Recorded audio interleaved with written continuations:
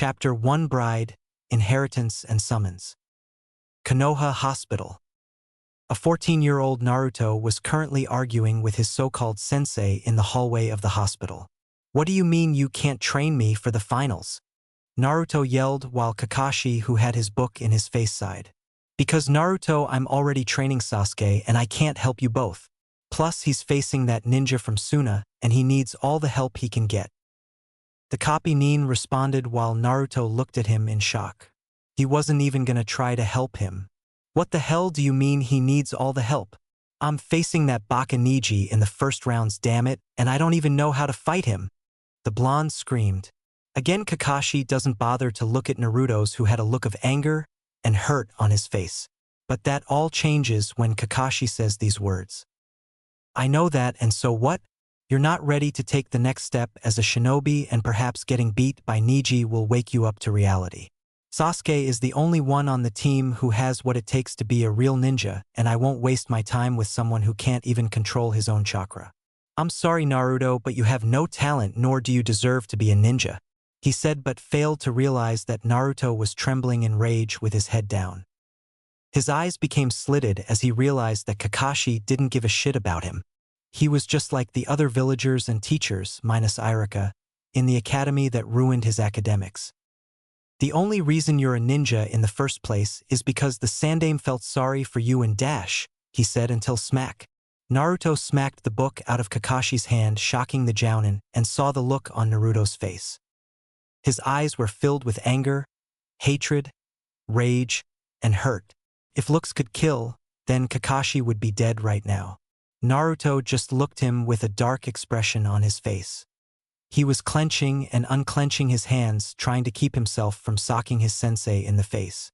"Is that so? I have no talent as ninja, huh?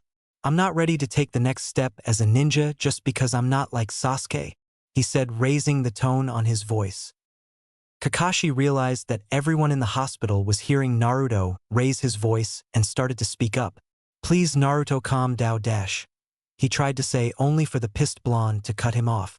"Shut up," he yelled out, making the man's eyes widen in shock. "I will not calm, and I will not listen to a fucking thing you say, Hatake. Let me tell you something, you piece of shit. I may not have talent like your fucking Uchiha, but at least I am not a fucking coward who's a jutsu-stealing bitch. I have done more for this team than that spoiled brat has. I'm the one who got your sorry ass out of Zabuza's water prison, not Sasuke. I'm the one who beat Haku, not Sasuke. And not only that, in the Forest of Death, I took on Orochimaru while your so-called Uchiha and Haruno froze up like little bitches. But do you want to know what pisses me off more?" he growled out while Kakashi looked at Naruto with the same shocked expression. "You didn't follow your own damn motto. Those who break the rules are trash, but those who abandon their comrades are lower than trash. I guess that makes you and those brats lower than trash because unlike them I took that motto to heart. You are nothing but a fucking hypocrite," he yelled out at the silver-haired Jounin. "Look, Naruto," Kakashi tried to say again but got cut off again. "Save your bullshit for someone who cares, asshole, because as of now I'm done with this team. So go ahead and train that fucking brat. I don't need your training. I'll find someone who will train me, and then not only will I kick Niji's ass, I'll kick Sasuke's and that Tanuki from Suna's ass also. If I don't make Chunin, then I'll ask for a team transfer. I'm pretty sure Guy would make a better sensei than you. After all, he trained a dead last that kicked Sasuke's ass and almost killed Gaara. Even if he is a little odd in the head." He then walks off while the doctors moved out of his way because they didn't want to face his wrath. Kakashi tried to grab Naruto's shoulder only for the blonde to swipe at his hand with his now clawed hand. Kakashi slowly backed away from the snarling blonde. "Touch me and I'll rip your fucking hand off, you son of a bitch. I can't believe you of all people was my father's student," he said, and again walked off, leaving a wide-eyed Kakashi in the hallway. Little did they know, Mei Terumi, the Godame Mizukage of Kirigakure, was watching and couldn't help but smile when she saw her so-called deceased fiancé was still alive, but frowned when she realized that the council lied to her about him dying with the yondaime who arranged a marriage with her and his son, and also growled when she saw his sensei brush him off. "Don't worry, my maelstrom. If he won't help you, then I will," she said, and shunned Shins out of the hospital. Naruto was now in a forest, no longer wearing that black jumpsuit, but a black one with fingerless gloves, sitting under a tree branch with a blank expression on his face. I should have known that bastard wouldn't teach me anything. Hell, the only thing he did teach me was tree walking while going to train the Uchiha in private. That fucking asshole. No talent, my ass. I was the one who saved his sorry ass from Zabuza when he trapped him in that water prison, while that team and Haruno wanted to run away like little bitches. He then closes his eyes and falls asleep. I'll show him no talent when I kick Niji's, Sasuke's, and that Sand Nin's ass in the finals and make Chunin. It's time I stopped playing the fool and show Konoha what I can really do. He mumbles. He then finds himself in his mindscape, which was in the form of a forest. He opens his eyes and finds himself resting his head on the lap of a red-eyed woman who in his eyes looked like a goddess. She wore a ruby-red kimono with flowers on it and had flawless skin. She smiled back at Naruto, who did the same as well. Kit, we have to find a way to get rid of that seal the Hebe put on you in the Forest of Death, Kyuubi said while Naruto nods. I know, Kyuchan. It's been screwing up with my chakra control, and I can only stay in contact with you for a few minutes, so what do we do? Naruto asked. Kyuubi thought about it and was about to speak until a voice spoke. Simple, my other half, we must become one again. That's when another version of Naruto appeared, but there's a difference. Instead of being 5 feet 3 inches, he was 5 feet 6 inches and was built like an athletic swimmer. There was hardly any baby fat on his face, and the whisker marks on his face were gone, and he also had deep blue slitted cerulean eyes and canines that jutted from his upper lip. His hairstyle and facial appearance was similar to the Yandame's, Minato as a kid. He also wore a black jumpsuit. Hello, my other half. How many years has it been? Naruto's other half said while he smiles. 7 years. He started to say but felt a pull in his mindscape by the seal. Look, we only have a few seconds before I'm pulled out by that accursed seal. We need to become one again, Naruto said while his other half nods. Hi, let's do this. The other half replies and reaches his hand out, as does Naruto. When their hands grasp each other, their bodies glow. Kyuubi's eyes widen in shock when a white light surrounds them and the white orb grows larger and larger until it covers the entire mindscape. Outside Naruto's body. Naruto's resting body is surrounded by a blue cocoon made of chakra, and it slowly grows white. After a few minutes, cracks then started to surround the cocoon, and then it shattered, and there stood the new and improved Naruto wearing a new outfit. He was now 5 feet 6 inches, wearing a dark blue long-sleeve jacket with pockets on it and a silver line going down the sleeves. He also wore black ANBU-styled pants with a silver line going down the middle and ANBU-styled sandals that stopped below his knees. He also wore a black muscle shirt that hugged his body and wore it like a second skin, and it showed off his chest and abs. On the back of his jacket was the picture of the Kyuubi in a crouching position, as well as the 5 elemental kanjis for water, wind, lightning, fire, and earth. He also had black fingerless gloves on, and they had metal plates on them. He also had crimson highlights in his bangs. Naruto walks over to the lake and looks at himself. He smirks and looks at his new clothes.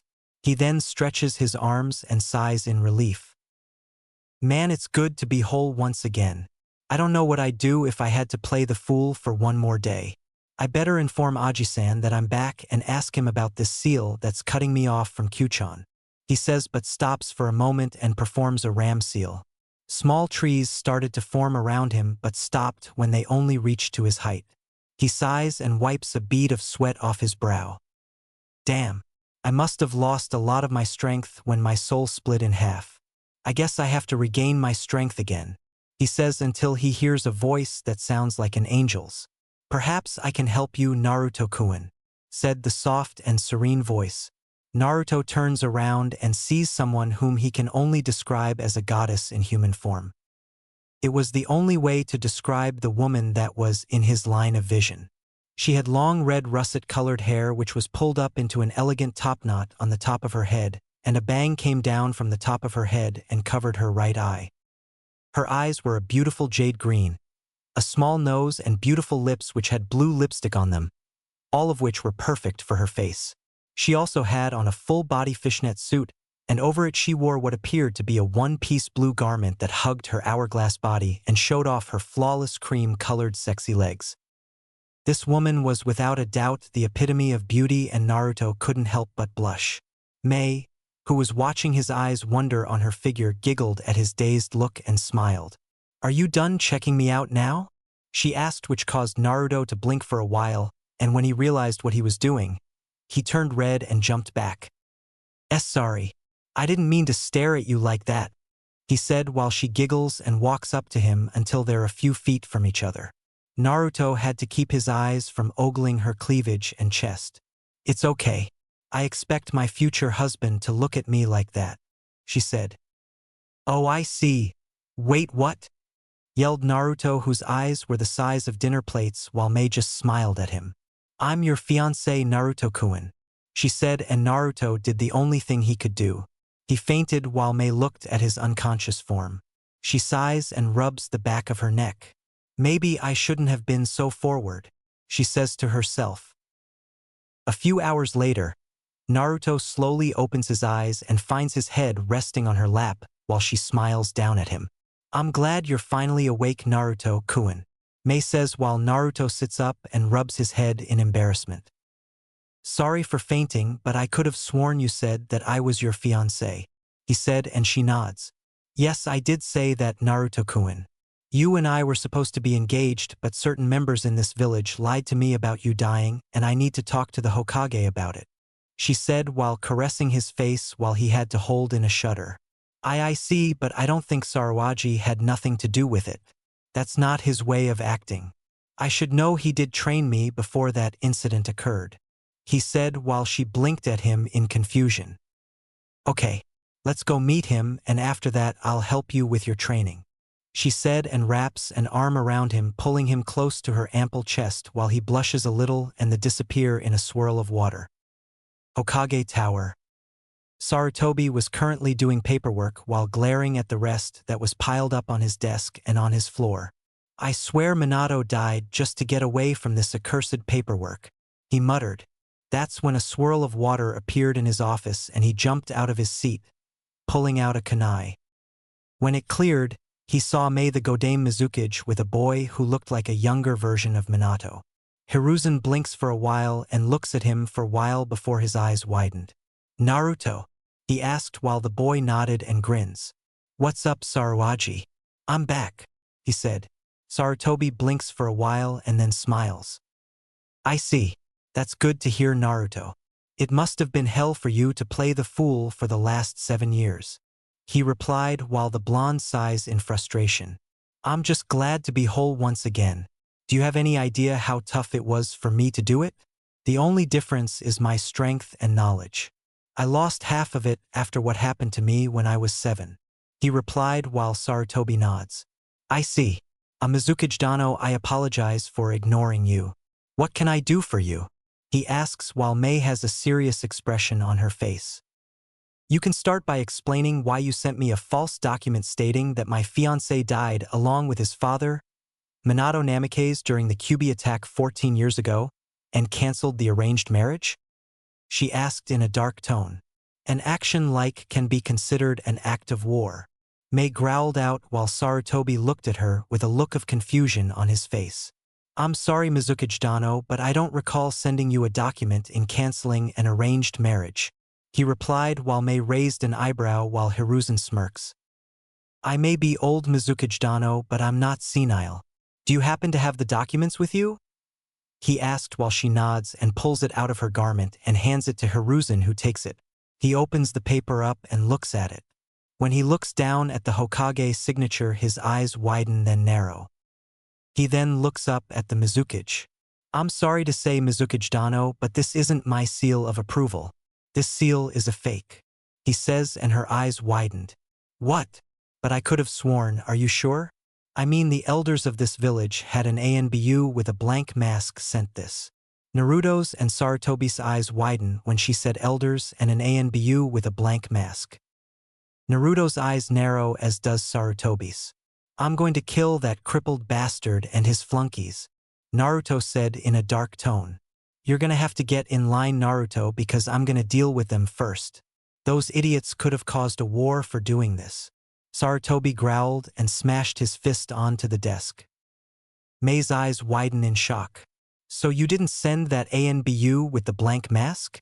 Hiruzen shook his head. No, I didn't. Mizukage-dano, on behalf of myself and Kanahagakure no Sato, I offer you my deepest apology. I promise you once I get enough proof on those fools, I'll have them publicly executed for treason and nearly starting a war. If not, then I'll have them sent to you in chains and you may deal with them. I know it isn't much now, but unless I find proof of this, then there's little I can do, he says while she nods. That was when Naruto spoke up. Speaking of seals, Aji-san, there's this seal on me that's screwing up my chakra and contact with Kyuchan. Naruto then lifts up his shirt, showing off his six-pack and getting a small blush out of the Mizukage. Sarutobi walks over to Naruto, kneels down, and looks at it. He notices 5 extra seals on the Shiki Fuin and hms. The Gojyo Fuin, 5 elemental seals. Looks like my student Orochimaru's work. He mutters. Just give me a minute to get rid of this Naruto, he says, and his fingertips glow blue in his right hand. Brace yourself, Naruto. Gojyo Kaien, 5 elementals unseal, he says, and thrusts his palms into Naruto's torso and removes them instantly. Naruto gasps out in pain and clutches his stomach. Sweet Kami, that hurt. He cries out but can feel his chakra control return to normal. Thanks, Aji-san. Is it possible for me to get my parents' scrolls now? He asks and gets a nod from the old man. He goes to a gray vault and opens it up, pulling out 3 scrolls. One was yellow and had his father's jutsu, the other was red and had his mother's, and the last one contained his mother's sword style, and her fighting style. Here you go, Naruto. The rest are in your family's compound, but I had to seal it back due to certain people trying to break into it. Hiruzen says, getting a nod from the blonde. Thanks, Aji. I'll be spending the next 2 months training with Mei-chan, so that I can get my strength back to what it once was, he says while Sarutobi had a look of confusion on his face. Shouldn't Kakashi be training you to face Niji Hyuga? He asked, only to see Naruto's eyes grow cold. No, unfortunately, I'm not worth his time and don't have any talent. But what pissed me off was the fact that he said the only reason I became a ninja in the first place was because you pitted me, he said while Sarutobi's eyes became murderous and he grinds his teeth in frustration. He was going to have a long talk with Kakashi after the Chunin exams. I see. I'll be sure to deal with him after the finals, Naruto. I wish you luck in your training and we'll see you in 2 months. Now I have to get back to my paperwork, he said with disdain in his voice while Mei's sweat drops at the piles of paperwork. She had the same issue in Kiri. Naruto snorts at the sight and then grins. I think I know a way on how to get rid of your problem, Saruaji, Naruto says. Sarutobi looks at him in shock, then appears on his knees begging, scaring the blonde while anime tears fell from his face. Please tell me, Naruto, he asks in a hysterical voice while Naruto thinks about it in mock thought while Mei just looks at him with wide eyes. I don't know, Aji-san. What do I get if I tell you? Naruto asks. Anything. Access to the Hokage vault. Sannin traveling rights. Name it and I'll do all in my power to grant it, he says frantically. Show this old man some mercy and tell me, please. Did I mention that I always thought of you as my grandson? His lip quivers and he does the puppy eyes jutsu. Naruto, however, was laughing his ass off inside of his mind. Okay, I'll tell you, he says while Sarutobi's eyes become stars. Why not use Kage Bushins to finish it faster? They pass their knowledge back to the user when they disperse, he says while Sarutobi's jaw drops and Mei just look at him. The old man then gets up from his desk and he starts banging his head on the wall while calling himself a baka. Naruto, however, was laughing at him, but then calms down when Sarutobi returns to normal. Well, I'm a man of my word, Naruto, so for helping me find a way to finish paperwork faster, I'm giving you your first S-ranked mission pay for helping 2 Kages deal with our worst enemies, which is that, he says, pointing to the piles of paperwork. And also access to the Hokage vault and Sannin traveling rights. He finishes. Naruto had the biggest grin on his face and was about to say something but found himself being glomped by Mei and having his head buried into her cleavage. "Yes, my future husband rid me of my biggest issue," she said, and burying him even deeper into her chest. "MMPH," Naruto says while waving his arms around the air, struggling to breathe and free his head from her cleavage. Sarutobi was watching this and couldn't help but giggle pervertedly at the scene. "Naruto, you lucky bastard. If Jiraiya was here, he'd be flying out the window via nosebleed right now." Naruto was finally able to pry himself from her cleavage and gasp for air. Q, who had just woken up, was fuming. "That slut. Who does she think she is, hugging my Narukuin like that? It should be me hugging him like that," she ranted while her eyes glowed red. When Mei releases him, a sly smirk appears on her face. "I guess that means that I'll have to reward you for helping me, Naruto-kun," she says in a sexy voice while a blush appears on Naruto's face and he starts sputtering. She then leans next to his ear and whispers into it. Naruto's blush grew bigger and a trickle of blood drips down his nose. "Mei-chan," he says while she giggles and sets him down. She then winks at him, grabs his hand, and leads him out of the Hokage tower while swaying her hips in his line of vision. Naruto just kept his eyes on her ass and drool escapes from the side of his mouth. Hugh, however, was grumbling. "Her ass isn't that great. Mine is way cuter." Naruto snaps out of his daze and speaks to her in his mind. "Q-chan, are you jealous?" he asks, and she HMPs. "Please, why would I, the queen of the Makai realm, be jealous of a ninjen? I know my ass is hotter. How come you don't stare at mine like that?" she asks with a pout on her face. An evil smirk appears on his face. "Because I have another reason for wanting your ass," he says, sending pictures in his mind of him violating her ass. She sees them, blushes, and hides her ass with her tails. "Hentai. Oh well, I can't blame you for wanting to do that to me. Think you can convince Mei-chan to let you do that to her?" she asks with a sly grin on her face which causes Naruto to nearly fall on his face. "What?" he yells out loud, getting Mei's attention. "Is something wrong, Naruto-kun?" she asks while they head to the forest again. Naruto looks at her and shakes his head. "No, Q-chan is being perverted. She mentioned something about me doing something to you," he says and rubs the back of his head while looking away. Mei raises an eyebrow and stares at her fiancé. "You doing what to me?" she asks, and Naruto gulps and motions her to lean over, and she does. He whispers into her ear, and after a while she blushes at the thought. Naruto moves his head away from her and she just stares at him for a while. She then grins pervertedly at him. "So you like to give it a try, Naruto-kun?" she asks, and he gives her a shocked look. "Eh? Mei-chan, are you serious? We barely know each other," he protests while she laughs. I know. I don't expect us to become that intimate for a while, but if you want to, we could," she started to say, but Naruto waves his arms in protest. "No, it's fine. We can wait," he says, laughing nervously while Mei laughs at him. "You're so cute when you act like that. Anyway, before we start our training, let's introduce ourselves," she says, getting a nod from Naruto. "I'm Mei Terumi, soon to be Mei Terumi Namikaze, Godame Mizukage if Kirigakure. My likes are my fiancé, village, green tea, and hot springs. My dislikes are men who think women are only good for breeding, traitors, and the elders of Konoha who lied to me about the death of my fiancé. My hobbies are relaxing in hot springs, swimming, and performing tea ceremonies. My dream is to get married, have children, and know what it's like to be loved by a real man," she says while Naruto blushes. "My name is Naruto Namikaze Senju. My likes are training, ramen and dango, Irika-sensei, Aji-san, and Q-chan. My dislikes is most of the village, Team 7, Uchihas, rapists, and the civilians and elders of the council. My hobbies are sparring with Aji-san, morning jogs, swimming, gardening, cooking, and a lot of other things. My dreams are to become the strongest ninja to ever exist, revive my clan, and have a large family," he said, and Mei smiles. "So does that mean you'll have to take on more than one wife?" Mei asks, and Naruto nods. "Yeah, but only those that will love me for me and not for my status or money." I hate people who do that. I hope you're okay with this, Mei-chan. He replies while she thinks about it. I'm fine with it. However, I want to be the one who bears your first child, understand? She asks and he nods with a blush on his face. Sure.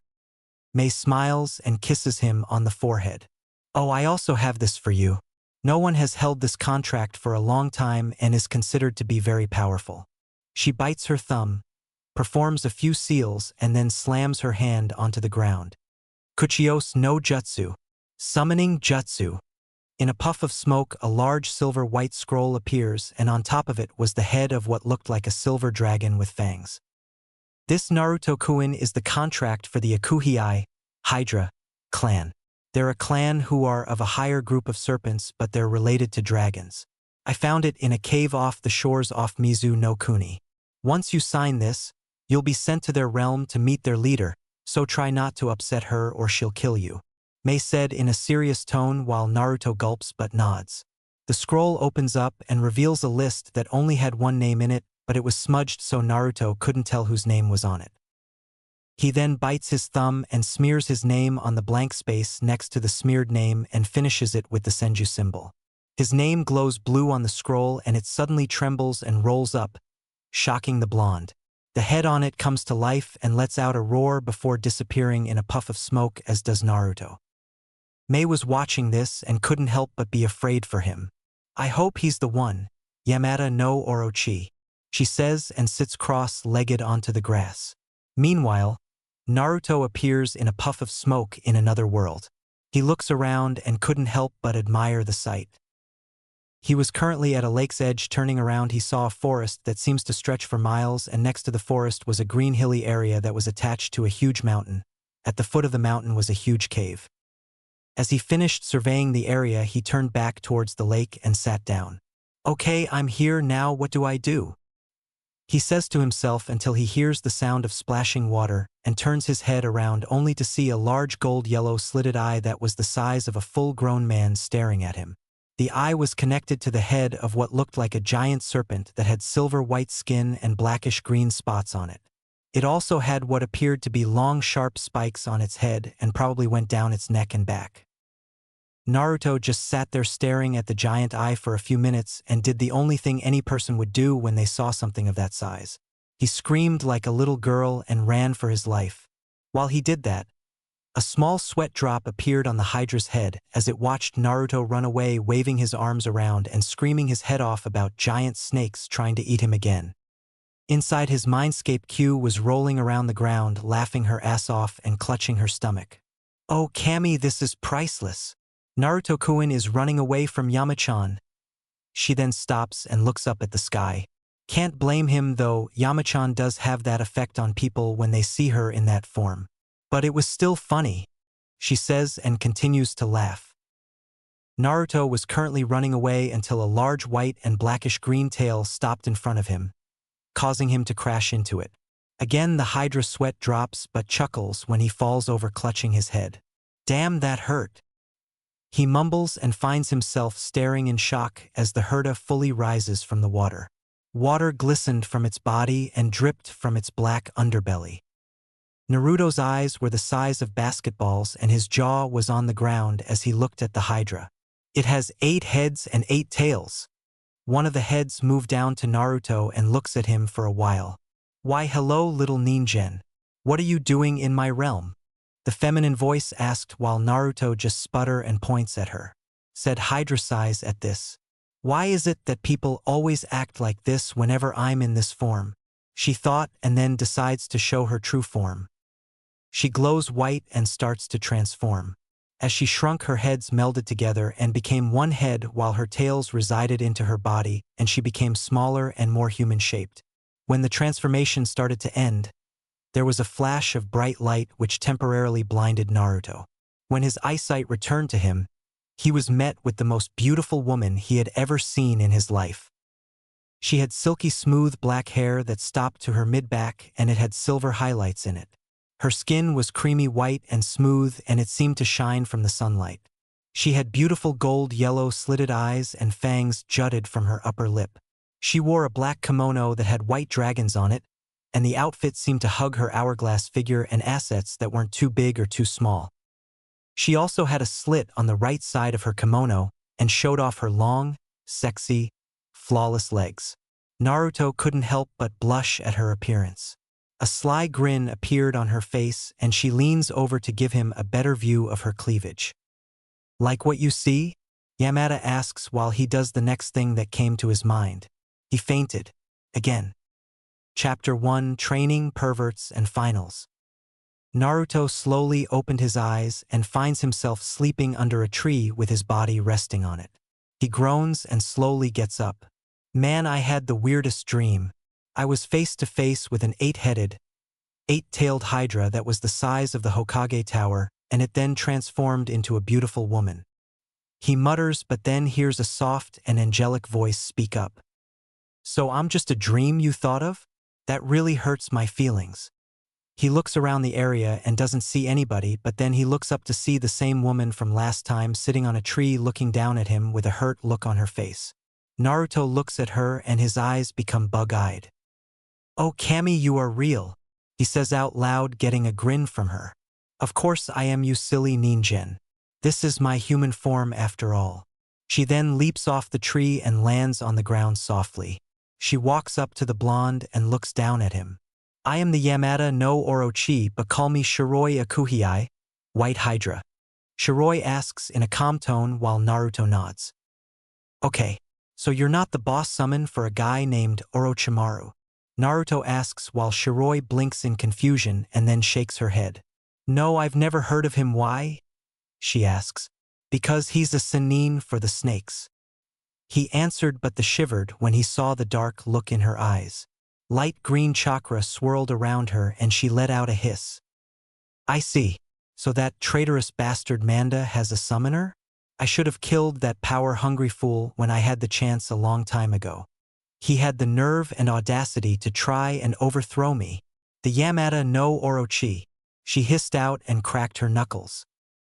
"I swear I'll kill that legless worm and feed his remains to the crocodiles. Anyway, I'm sorry for scaring you." She paused for a moment until Naruto rubbed the back of his head nervously and spoke up. "Sorry, Shiroi-chan. I'm Naruto Namikaze Senju," he said, but didn't notice the small blush appear on her face. "Naruto, I know you signed the contract for my clan, but I must ask you this. What will you do with me as your boss summon, and why should I even let you summon my kin?" Shiroi asked in a serious tone. Naruto looks at her with an expression that represented a strong will and determination.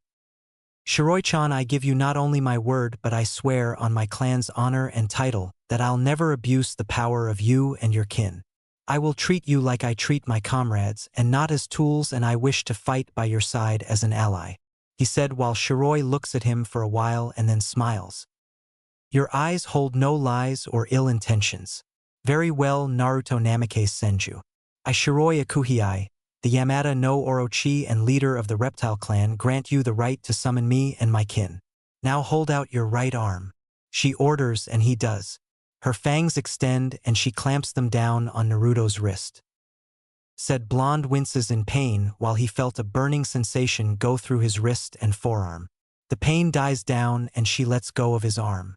Naruto looks at his right arm and sees the tattoo of an 8-headed hydra wrapped around his arm. He looks at Shiroi for a while, then bows to her, getting a look of surprise from the hydra.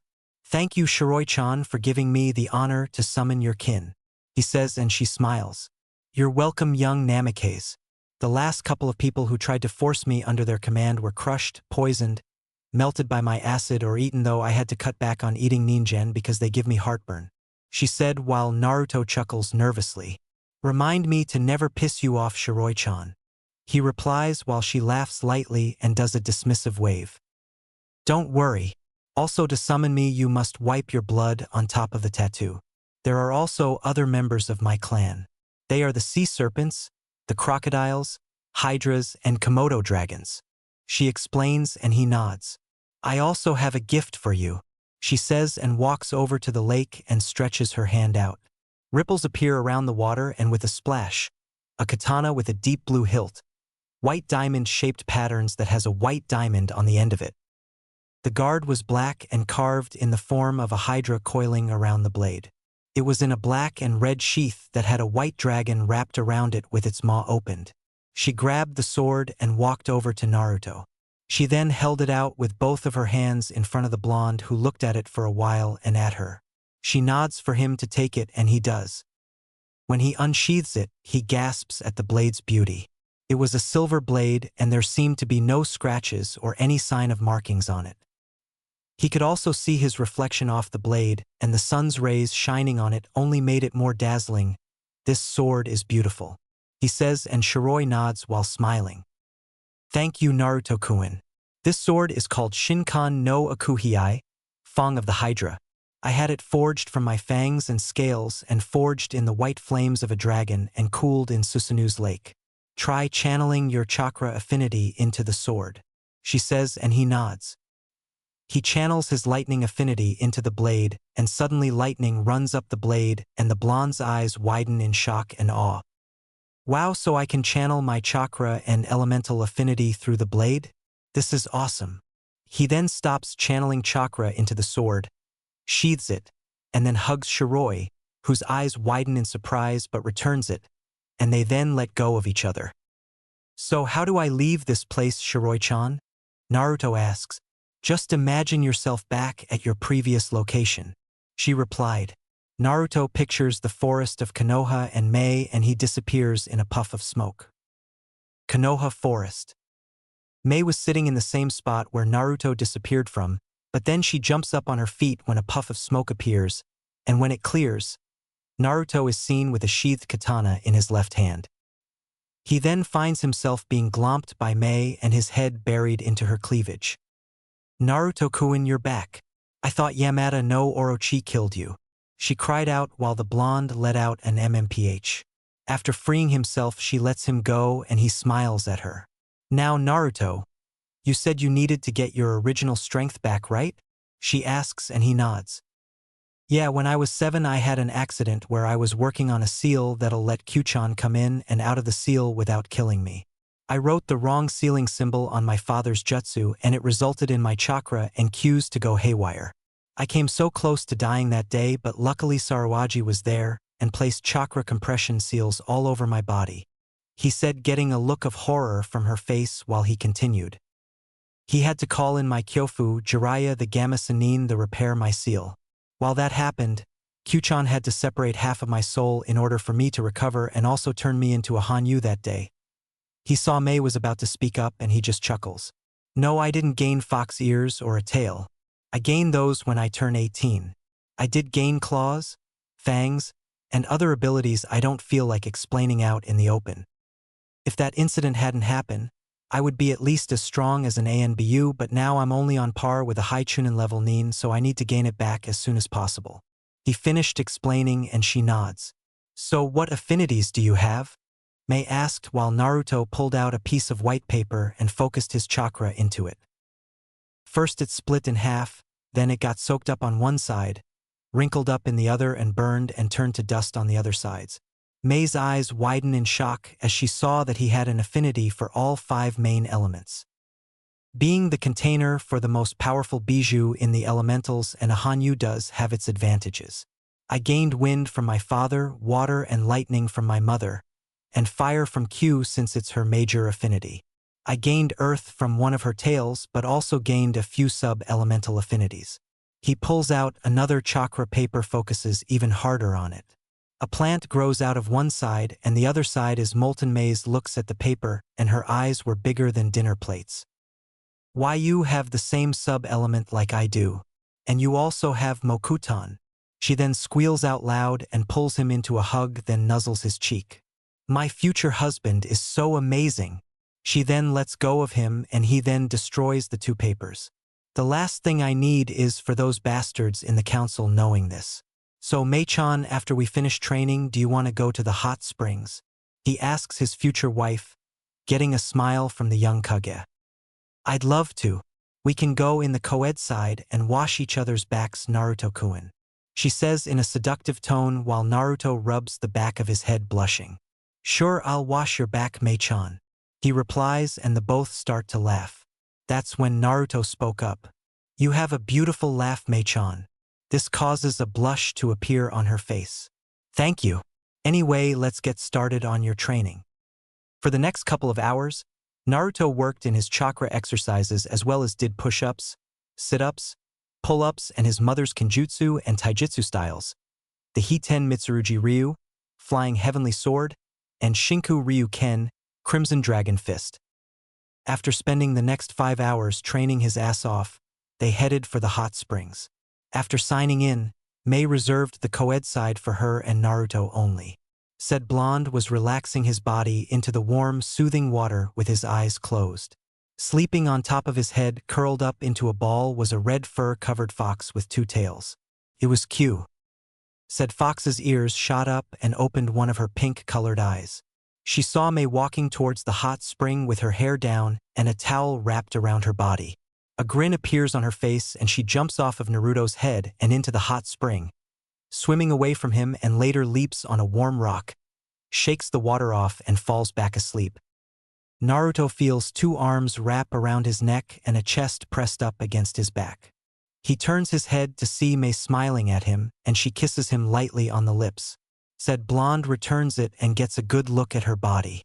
The towel hugged her flawless body like a second skin and showed off every single curve her body had.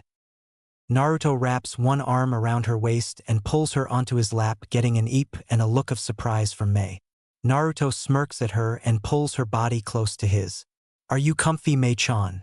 he asks while she smiles and rests her head on his shoulder. Naruto inhales her scent and she smelled like exotic fruits. Mei shivers a little but lets out a sigh and closes her eyes. "Well, don't you two look cute together?" Q says telepathically while Naruto rolls his eyes at her. "Look, Q, I'm not ignoring you anything, but I'm trying to spend time with my fiancé. I promise I'll make it up to you when we go back to the apartment." Q looks at Naruto and grins. "Fine. When we get back to your apartment, you have to let me sleep with you in my human form," she says, giggling inside her mind while Naruto blushes and glares at the grinning fox. He then gets an evil glare on his face, making Q, who's in her fox form, I twitch. "If I were you, Q, I'd watch my backside when sleeping with me. I might end up doing something to it that'll make you scream my name." Q shivers and gives him a heated glare. "Try it, and I'll change your gender, you perverted Hanyu," she growled while Naruto snickers at her expression, but then his eyes widen and then narrow when he hears a giggle from the distance. "Mei-chan," Naruto says. The Mizukage opens her jade eyes and looks at him. "Yes, there's a pervert nearby," he whispers into her ear, making her eyes widen a little. "Would you be so kind and send him here so that I can deal with him?" she asks. Naruto nods and gently removes her from his lap, then gets up, acting like he's leaving the hot spring. On the tree branch, a man with long white spiky hair, wearing a green gi, a red vest, red geta sandals, and a headband with the kanji for oil, was peeping on Mei, who got up and looked like she was about to remove her towel with a telescope. He was Jiraiya, the Gamma Sennin. Right now he was giggling like a madman when he saw Mei about to remove her towel. "Oh yeah, I hit the jackpot with this one. My next book is gonna be a huge hit," he says as a small drop of blood falls from his nostril. Little did he know that Naruto, who was now in a pair of shorts, was behind him, crouching and grinning like a Cheshire cat. He puts his 2 hands together and extends his index and middle fingers and aimed them at Jiraiya's ass. "Konoha Taijutsu no Ugi, Senin Goroshi," he yells, startling Jiraiya was too slow to react and ended up having a pair of chakra-enhanced fingers shoved in his ass, resulting in a girly scream from Jiraiya, who was clutching his butt in pain and was sent flying into the hot springs, creating a big splash, soaking Mei, whose eyebrow was twitching dangerously. Steam was coming off of her skin while Jiraiya, who was rising out of the water, was growling. "When I get my hands on whoever did that, I'll..." he started to say until he froze up from the murderous intent. He felt behind him and slowly turned his head to see an angry Mei glaring at him with her icy jade eyes. Jiraiya gulped and started to laugh nervously. "Now, Mizukage Dano, I can explain," he started to say until he heard her crack her knuckles loudly and walked over to him slowly. "Shut up and I'll make this as painless." "Actually, I won't," she said as her shadow loomed over the now whimpering Jiraiya. Naruto was in the changing room with his clothes on and his katana strapped to his back, leaning against the wall. 3, 2, 1. He says to himself, and suddenly the sound of girly screams and fists making contact with a body were heard all over Konoha. Hiruzen was in his office reading his Ika Ika book while his shadow clones were doing the paperwork. He then heard a scream coming from the hot springs and sighs. "When will you ever learn Jiraiya?" he mumbles. "Please, not the face, not the face. No, not there either, please." Naruto winced when he heard the sound of a foot making contact with a groin. "Oh, Kami, my manhood!" The Toad Sage screamed out while Q, who walked into the room, saw Naruto and leaped on the top of his head. "Shouldn't you go help your Kyufu Naruto-kun? I don't think he'll enjoy having his jewels melted off by your fiancé," Q asked while the blonde shrugs. "Not now.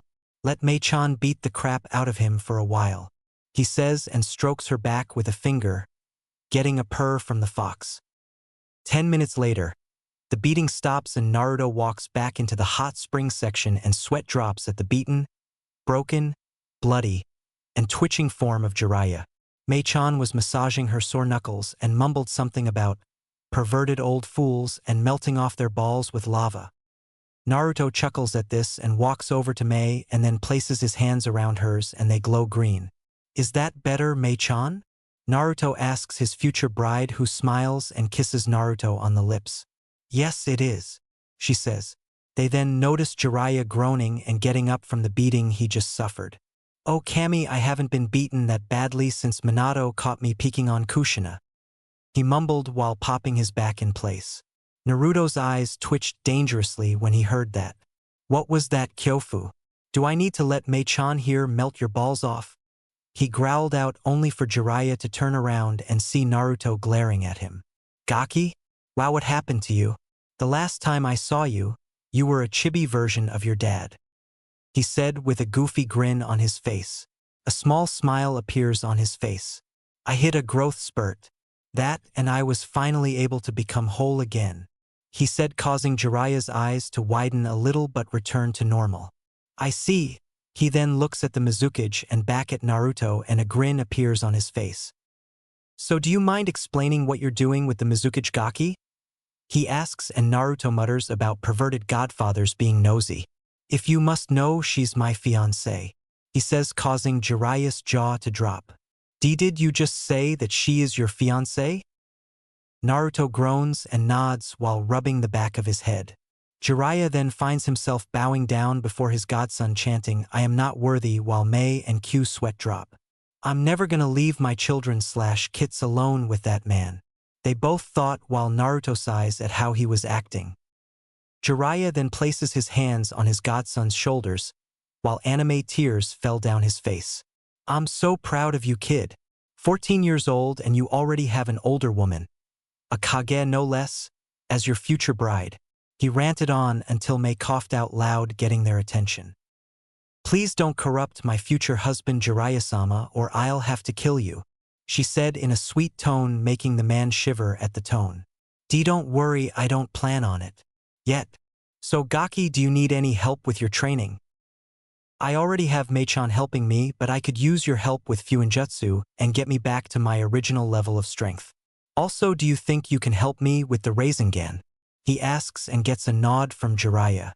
"Sure, I was actually planning on teaching it to you when I came back and let you sign the Toad contract." "Thanks, but Mei-chan already gave me a contract for the Akuhei Hydra clan, but I could use the Toads as a support summons," he said, and Jiraiya's jaw dropped again and saw the tattoo of an 8-headed 8-tailed Hydra on his right arm. "Damn, Gaki, you're gonna be one hell of a ninja if you have that clan as your summon, and sure, I'll let you use the Toads as a support summon." Naruto grins while Mei walks in to get changed. "I also heard from the old man that you tangoed with a white snake in the Forest of Death. Are you okay?" he asks in a serious yet sincere tone, and Naruto nods. "Yeah, despite the fact that I was eaten alive by a snake and then fought said summoner and got my chakra screwed up by a seal, the team slammed into my gut while my teammates froze up like a bunch of bitches. Other than that, I'm fine." Speaking of seals, do you know the Gojio Fuin, 5 elemental seal? Jiraiya blinks at Naruto for a while but nods. Yes, I do. Why? He asks. I might need to use it in the finals because there's guy from Suna who's a container like me, only his seal makes him unstable. I know he has the Ichibi no Tanuki Shikaka sealed inside him due to the fact that the demon is a sand apparition. Naruto explained, and Jiraiya rubs his chin for a while and grins. I see. So are you facing him first? Jiraiya asks. No, I'm facing a prick named Niji Hyuga. Naruto answers. But I already know how to beat that idiot due to the fact that the Hyugas only use their Byakugan and Juken style, but Gaara is going to be tough for me even when I gain my strength back. He can manipulate sand to the point where it protects him and attacks his opponents. He also has a final defense called Suna no Yoroi, sand armor, and it is stronger than steel. But it's also his weakness. In order for him to keep his armor strong, he needs chakra. His taijutsu is non-existent, and I doubt that he knows genjutsu. Naruto explained while Jiraiya smirks. Great! So we have 2 months to get you ready to face the Hyuga kid and the Tanuki. Raccoon dog. Kid. But let me ask this first, Gaki. What did your sensei Kakashi teach you? Because the old monkey just glared at me and told me to ask you. Jiraiya replied, only for Naruto to frown and narrow his eyes. Aside from tree walking? Nothing. He was too busy being Sasuke's bitch to teach me or that pink-haired brat anything. He also said I wasn't worth his time and didn't have what it takes to be a shinobi, and that our leader only made me one out of pity. He answered and sees Jiraiya growl and release a small amount of Ki around the area, but then stopped and an evil grin appeared on his face. Don't sweat it, Naruto. After the exams are over, I'll take you on as my apprentice like I did your old man, even if you don't make Chunin this time. Also, how far can you go when using the Hiraishin no Jutsu? The Toad Sage asks, causing Mei's eyes widen in shock and awe. Why, you know the Hiraishin too? She asks, and Naruto nods. Yes, I do, but not to my dad's level. The farthest I can go is 50 miles per hour, and I can only use 4 kunai at a time. Last time I tried to use more than, for I almost threw up my stomach. He mumbles while Q, who was in fox form, snickers. Jiraiya's jaw dropped at this, but then a huge grin appears on his face. Man, Gaki, you are full of surprises. I knew Sensei was helping you with your skills when you were younger, but damn.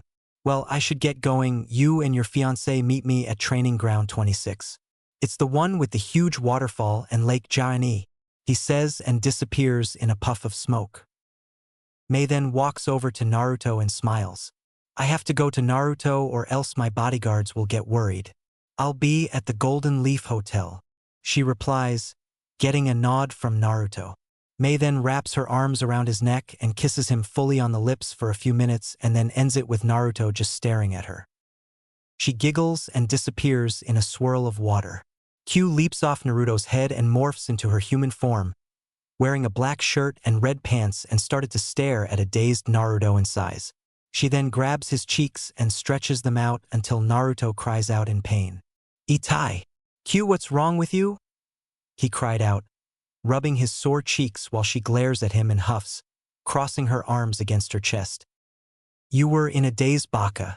Anyways, it's getting dark, I'm hungry and tired, and you promised to sleep with me while I'm in my human form, she said with a cheeky grin on her face while Naruto groaned. Fine, Q-chan, but don't try anything funny, he said in a playful tone while her grin grew. And if I do? She asks but eeps when he pulls her against his body. I'll give you a reason to watch your backside, you sly vixen. He growled in her ear and squeezed her ass. She squeaks and frees herself from his grip, glaring at the grinning blonde. Keep your hands off my ass or I'll make you regret it, you pervert, she growled, showing off her canines, but Naruto just smirks at her. I'll try, Q-chan, but you know how my hands wander while I'm sleeping, he says, making her twitch. He then walks over to her and again wraps his arms around her and kisses her on the lips for a while. She then looks at him and smiles a little. Can I at least cope a feel, Q-chan? I know you like it when I massage your cheeks, he says in a husky tone, causing her to grumble but gives in. Fine, but I want to give you something in return, she says, and he blinks for a while until she leans into his ear and whispers something into his ear. Naruto's eyes widen and a tint of pink appears on his face while she giggles and licks her lips. She sees the look of shock on his face and she grabs his hand and shins them to his mother's apartment. Midnight, Naruto's bedroom. Naruto and Q were engaging into a tongue battle while in their underwear on the bed. Naruto was wearing a pair of black boxers while Q was wearing a red bra and panties and was on top of him. After 5 minutes of tongue wrestling they stop for air, panting heavily. Q grins evilly at the blonde whose eyes widen but return to normal. "So are you ready to do that to me, Q-chan?" he asks while she nods and giggles pervertedly as she watches the tent in his boxers grows. "Oh, I'm gonna enjoy this, Naruto-kun," she says and grinds her waist against his friend, getting a groan from Naruto. "Not as much as I am, you horny vixen," he says while her grin became bigger. Lime scene with a small lemon. Q starts to kiss Naruto's chest and makes her way down to his abs. She places her hands on his waist and kisses his stomach for a while. Naruto's heart was beating even faster as he watched her make her way to his crotch. She then stops and slowly opens up the slit from his boxers, causing his erect member to pop out. She licks her lips slowly and puts her hands around his cock and blows on it. Naruto's bites his lip while his member twitches slightly. "Damn it, Q-chan, stop teasing me," he growls out and she looks up at the frustrated blonde and chuckles. "As you wish, Naruto-kun," she says and moves her mouth toward the head and licks it with her tongue. Naruto's lets out a groan as he felt her tongue move around his anatomy. She then takes it into her mouth and starts to bob her head up and down. "Oh, Kami," Naruto says out loud as he feels her hot breath and tongue increase the sensation he was getting. He then hears Q make sucking noises and his breathing gets faster. "Oh my, Q-chan," he mutters out while she places her hands on his waist and makes more suckling noises. Naruto couldn't take any more, so he moves his hands to her head and forces it even further down her throat. Q chalked out when Naruto does this but doesn't stop. "Q-chan," he cries out and then came into her mouth. Q swallows his seed and slowly removes her mouth from his cock. She looks up at Naruto who was panting heavily while she licks her lips. "Not bad. A little salty but not bad," she says. Naruto suddenly growls and pulls her close to his face. "We're not through yet," he says in a husky tone and sits up. "Turn around," he commanded while lust in his eyes and he just stares at him blankly. "Now Q or I'll make you," he said raising his voice a little while she growls back but replies. "Fine," she says and turns around with her ass in his face. Naruto then gets on his knees and pulls down her panties, showing off her round and well-firm ass. Q, however, was shivering in excitement at what he was going to do. Naruto then places his hands on each cheek and spreads them apart until he sees her back entrance. He chuckles evilly and positions the head of his cock near her asshole and pokes her. Q's eyes bulge out and looks at Naruto in shock and horror. "No, Naruto-kun, please not there," she cries out and tries to get away, but his grip on her waist was too tight. He slowly pulls her ass towards his dick and watches as the head enters her asshole very slowly. Q lets out a gasp and bites down hard on her lip. Fuck," she whimpers out as Naruto's member slowly makes its way into her backside until it's fully in. "Oh fuck," she screams out as Naruto thrusts into her ass. Q buries her head into the sheets while Naruto moves back and forth. A muffled squeal escapes her mouth as Naruto increases his pace until he releases into her ass. Naruto then removes his member from her ass and then strokes it with his green glowing hands and she lets out a sigh of relief. Lime/small lemon ends there. After doing that he pulls her panties back on her, his anatomy in his boxers, and wraps his hands around her waist and kisses her neck. "Naruto, you jerk. You better be lucky I'm your mate or I'd be castrating you," she mumbles and turns around to sit on his lap. Naruto couldn't help but chuckle and starts to kiss her jawline and neck. They lay back on the bed with Naruto on top of her, still kissing her neck. He then moves down to her stomach and starts to kiss and lick her navel, making her giggle. Naruto does that for a while, then make his way back to kissing her lips. After all that, they snuggle against each other with Q purring on the crook of his neck while Naruto rubs her bare back. "Good night, Narukuin," she mumbles and goes back to sleep. "Good night, Qheim," he says and rests his chin on top of her head.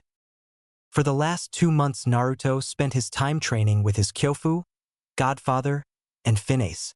Jiraiya helped him with Fuinjutsu, and also taught Naruto some of his personal ones like the Hari Jizo, Needle Guardian, and Yomi Numa, Swamp of the Underworld. He also helped Naruto with the Rasengan, and to his shock, Naruto managed to master it in a week. Mei also helped him with his Yotan element and taught him a few Sutun Jutsu. For the rest of the second month, Naruto worked on his mother's Kenjutsu and Taijutsu style. 2 months later, Chunin Exam Stadium.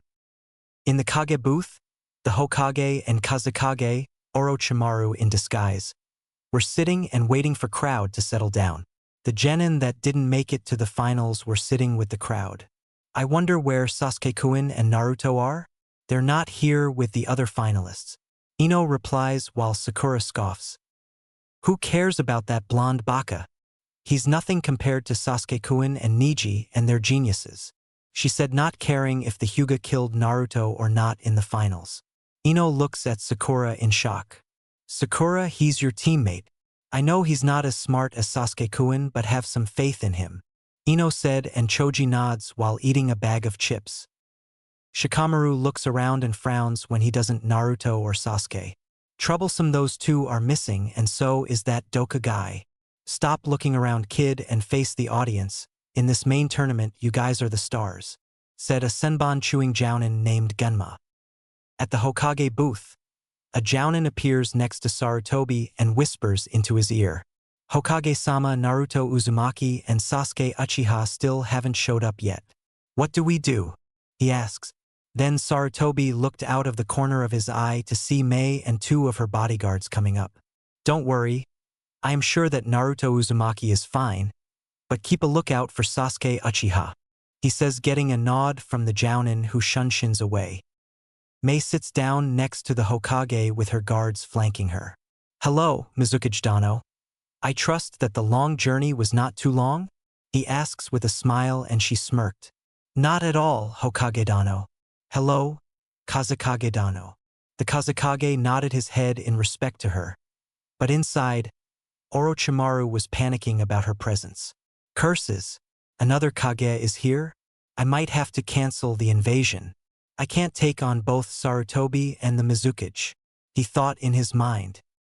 Sarutobi turns his head to Mei and whispers, "Mei-san, do you know where Naruto is?"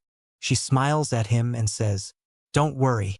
He's just preparing for a flashy entrance." Sarutobi chuckles at her response. Just like his father. "Now then," he then stands up while the crowd gets quiet. "Thank you, everyone, for coming to Konoha's Chunin exams. We will now start the main tournament matches between the 8 participants who made it through the preliminaries. Please stay and watch until the end."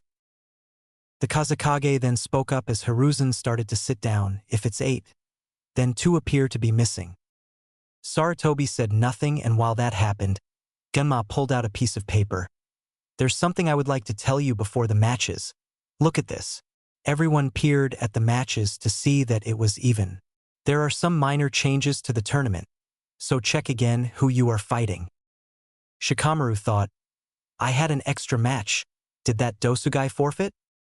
Gaara's hand began to twitch as he waited and said, "Okay, this is the finals. The secrecy is different, but the same rules from the prelims still apply. Got it?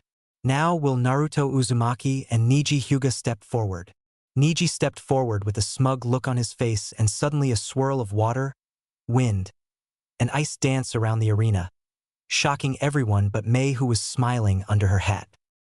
After that, a hooded figure wearing a dark blue cloak appeared in the middle of the whirlwind, and then it died down. Genma looks at the figure, who grabs the cloak and flings it off, shocking everyone in the stadium. It was Naruto Uzumaki, but what shocked everyone was his appearance. He was now 5 feet 6 inches, wearing a dark blue long-sleeve jacket with pockets on it and a silver line going down the sleeves.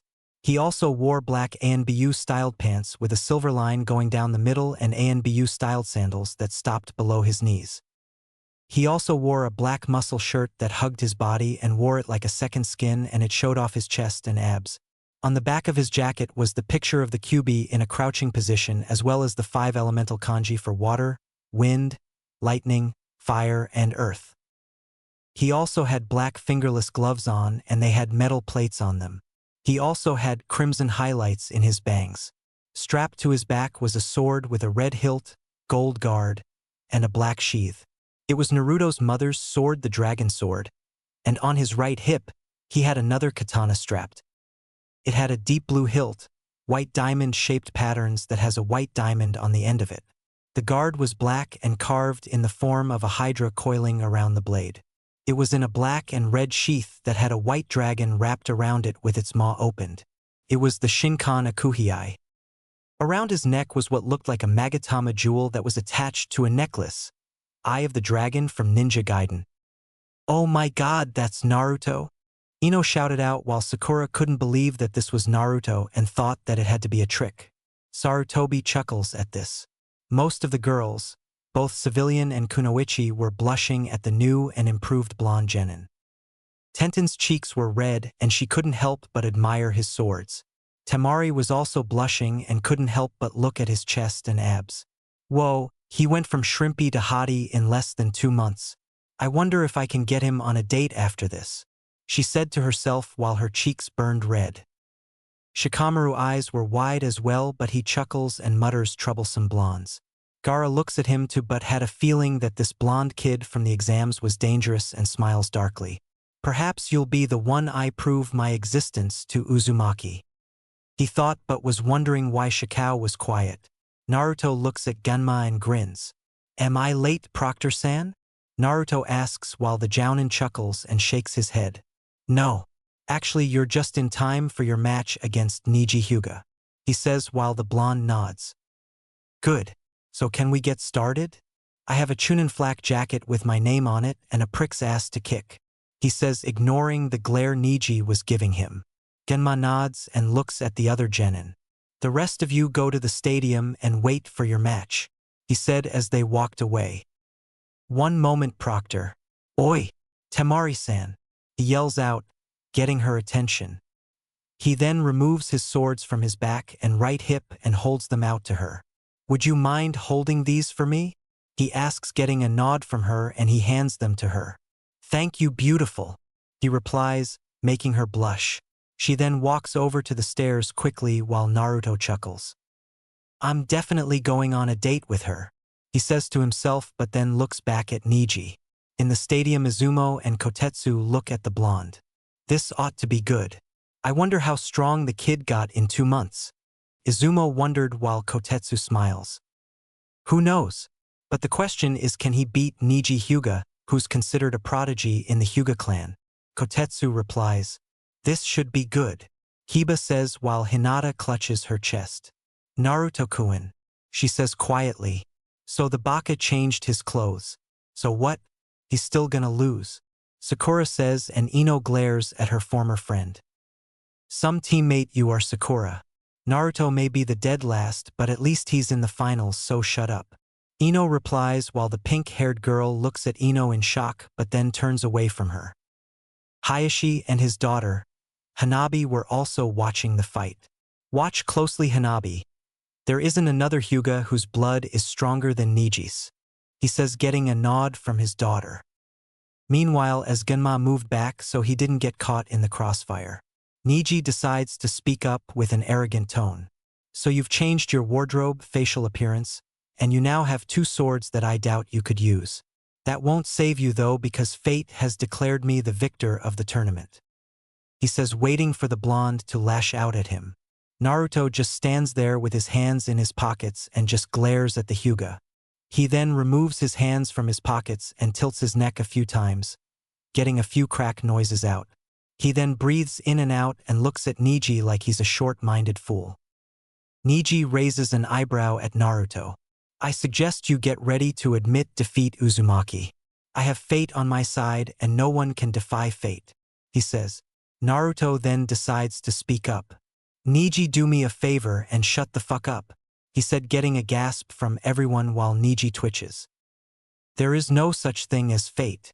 It's only an illusion that weak, ignorant, and pompous fools like you use because you don't have the strength or the balls to defy it," he said while Niji growls at the blonde and gets into a Jukin stance. "I'd pick my next words carefully, you fool. They may be your last," he says and activates his Byakugan. Naruto smirks at the Hyuga prodigy and speaks up. "Oh, shut up, pale eyes, and get ready to have your ass kicked," he says and leaps back, performing a few hand seals. "Kirigakure no jutsu," he says, and suddenly, a white mist appears around the stadium, making Naruto's image vanish in the mist while Niji frowns and looks around. "So you know a jutsu. Big deal, it won't save you from my eyes," he says, but hears no response from the blonde. The mist gets thicker and Niji gets frustrated because his eyes can't seem to trace Naruto. "What's the matter, dead last? Can't face me like a true shinobi?" He taunts, but his eyes widen and he ducks as a barrage of shuriken move past his head. He gets up and looks around for Naruto. "Come out and face your fate, loser," he yells while Naruto, who is in the mist, grins and moves his right arm forward, pointing his index and middle finger at the Hyuga. "Raitun. Byakurai," he says while his fingers glow and a small orb appears with static electricity. When that happens, a beam of white lightning shoots towards Niji's back. The Hyuga senses something behind him, and that was a bolt of lightning coming straight at him. He manages to dodge it, but his cheek gets grazed by it, making the Hyuga wince from the pain. "Damn it! If that attack had hit me, it would've," he started to think, only for Naruto to appear on his right with his fist cocked back and swings at Niji. He ducks and gets ready to perform a palm strike to the blonde's chest, only for Naruto to sidestep and grab the Hyuga's wrist. He twists it slightly and delivers a chakra-enhanced kick to his chest, sending the Hyuga flying through the mist. Niji manages to flip in midair and lands on the ground, skidding back a couple of feet and coughs a few times. "Lucky shot," he mutters. "I heard that, girly boy," Naruto says in the mist. The mist suddenly clears and Naruto is seen twirling a Fuma shuriken in his hands at a slow pace. Niji just frowns and charges. Naruto smirks at the prick and twirls the windmill even faster until it's a spinning buzz saw. He then tosses it at Niji full force. The Hyuga leaps over it and lands on the ground again and charges at Naruto full speed. Naruto's eyes widen, and before he could do anything, Niji strikes him in the chest with a palm strice and he gasps out, shocking everyone. "Ha! Told you he'd lose," Sakura says. Niji smirks at the shock expression on Naruto's face, but his smirk becomes a frown when Naruto says one word. "Fool." He then bursts into water, surprising and shocking Niji. "What? A Mizu Bunshin? Water clone? When did he cries out, but then the windmill shuriken turned into a puff of smoke, revealing Naruto in the air with another spinning windmill in his hands. "Hey, Niji," Naruto yells out, and the prick turns around to see Naruto with another windmill shuriken in his hands. Said blonde then throws it and performs a few seals. "Kage Fuma Shuriken no Jutsu," he cries out, and the one Fuma Shuriken becomes 20. But Naruto isn't finished there. "Futon. Senpuken, wind release, hurricane fist," he says, and Naruto punches his fist out and releases a gust of wind that increases the speed of the shurikens that were going for a shocked Niji. "Whoa, he knows a wind jutsu? Now I really want that date with him," she says to herself and hugs his swords to her boy. Tenten was glaring at the Sunakunoichi because she wanted to hold those swords. The other Genin's eyes widen at what Naruto just did. Kiba then shouts out, "Yeah, Naruto." Niji curses and his body glows for a while. He then spins really fast, creating a spinning chakra shield. "Kaiten. Heavenly rotation," he cries out, and the shuriken are deflected. Hayashi had a look of surprise and awe, as did Hanabi. "Titu-san, that was. I know. Such skill is wasted on the branch family," he says in a low tone. Naruto lands on the ground as the Kaiten dies down. Niji then stops spinning and smirks at Naruto. "You should be honored. It's not every day that I use my trump card on a mere commoner," he replies, while Naruto just looks at him and scratches his head. "That was your trump card? Pretty lame if you ask me, he said, getting a face fault and sweat drop from most of the ninja and civilians. Hayashi growls at the blonde for insulting his clan's most powerful technique. Wow, is this dude delusional or what? Sarutobi couldn't help but chuckle. Leave it to Naruto to insult a clan like the Hyugas. Asuma and Kurenai hear this also, and Asuma smirks at the blonde's actions. That kid must have balls of steel to insult one of the strongest clans in Konoha, he says, and Kurenai nods with him. Neji now was fuming. How dare this nobody insult my technique? He'll pay. Neji once again gets into the Juken stance. I'm done holding back Uzumaki.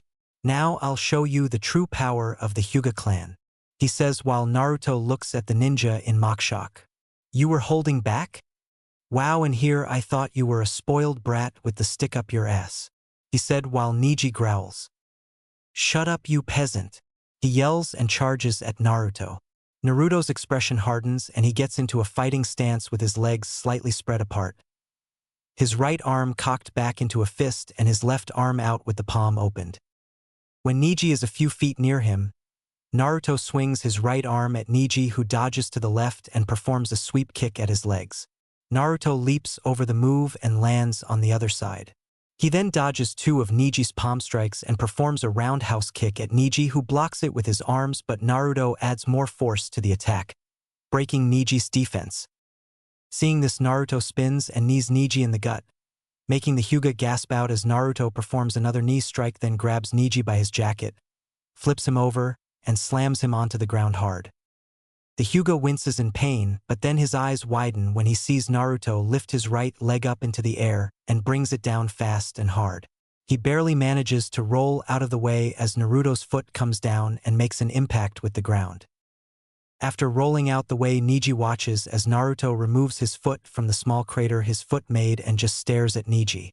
He then pulls one kunai from each hand and throws them at Neji, who pulls out one and deflects them. Two shadow clones flank Neji's side with a kodachi in their hand and swing at Neji's sides. The Hyuga jumps into the air and another clone appears performing a drop kick. Neji manages to tilt his body back as the clone passes him and he lands on the ground, only to get an uppercut to the jaw by the real Naruto, who leaps into the air, grabs Neji by the collar of his jacket and arm.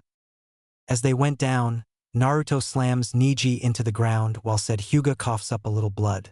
Naruto's not finished and he picks the Hyuga up and punches him hard in the stomach 3 times, knees him into gut, cocks his fist back, and socks him hard into the jaw, sending the Hyuga sprawling to the ground, skidding backwards, and stops a few feet from Naruto. Before Neji could do anything, his ankle was grabbed by Naruto and he was lifted off the ground, only to get slammed on his back on the opposite side. Naruto does 3 times and then spins around fast with Neji spinning also. He then flings Neji into the wall and hits it hard, leaving an imprint of his body onto the wall while he slides down. Naruto then vanishes and appears before Neji and grabs him by the collar of his jacket and flings him back into the middle of the field. Naruto then slowly walks towards the Hyuga, who was struggling to get back on his feet. That when Naruto once again grabbed him by the collar again and pulled him to his eye level. So are you gonna apologize to Hinata, or do I still have to make an example out of you? He asks, and Neji spits blood and saliva on Naruto's face, shocking everyone. Naruto, on the other hand, rears his left fist back and socks him across the jaw hard and proceeds to unleash a barrage of punches on Neji's face, making the boys jerk back. To say everyone was shocked would be an understatement. Neji Hyuga, last year's Rookie of the Year and member of the Hyuga clan, was getting his ass handed to him by Naruto Uzumaki, the dead last. Man, he's beating the crap out of that Neji kid. Hopefully the blonde doesn't kill the kid with those punches. Genma mutters, and his face twitched a little when he saw a couple of teeth fly out Neji's mouth. Chuji dropped his bag of chips and couldn't help but keep looking at the beating Naruto was giving to Neji. Remind me to never piss Naruto off, he says to Ino, who just nods without looking at him. Naruto, however, continues with the assault, but the pauses when he sees Neji's bloody face. He then performs an uppercut that sends the prodigy flying upwards in mid-air. After that, Naruto runs towards one of the walls and runs up it, He then adds chakra to his leg and uses it to launch himself off the wall at high speed towards Niji and kicks him back into the same spot, making the crater bigger, and once again he slides down the wall. Niji wobbly get up, but feels a fist buried into his stomach and hunches over in pain, coughing out saliva. Naruto then grabs Niji by his hair and drags him across the field and onto the middle of the arena and drops him. He then stomps on the Hyuga's hand, breaking the knuckles and a few bones. Niji screams out in pain while Naruto releases his foot from the Hyuga's now broken hand. Niji rolls away, clutching his now broken hand, while Naruto just glares at the boy. Pathetic. I expected you to be stronger than this. Boy, was I stupid in getting worked up with kicking your ass. So much for the Hyuga clan being the strongest clan in Konoha if their prodigy is this weak and pathetic. But do you know the most embarrassing part? You got the shit beat out of you by the dead last. Ironic, isn't it? Your clan always preaches about how their bloodline makes them invincible. Such foolishness and arrogance is not needed in our ranks. Do you honestly think that your all-seeing eye and Juken style is enough to beat your opponent? Please.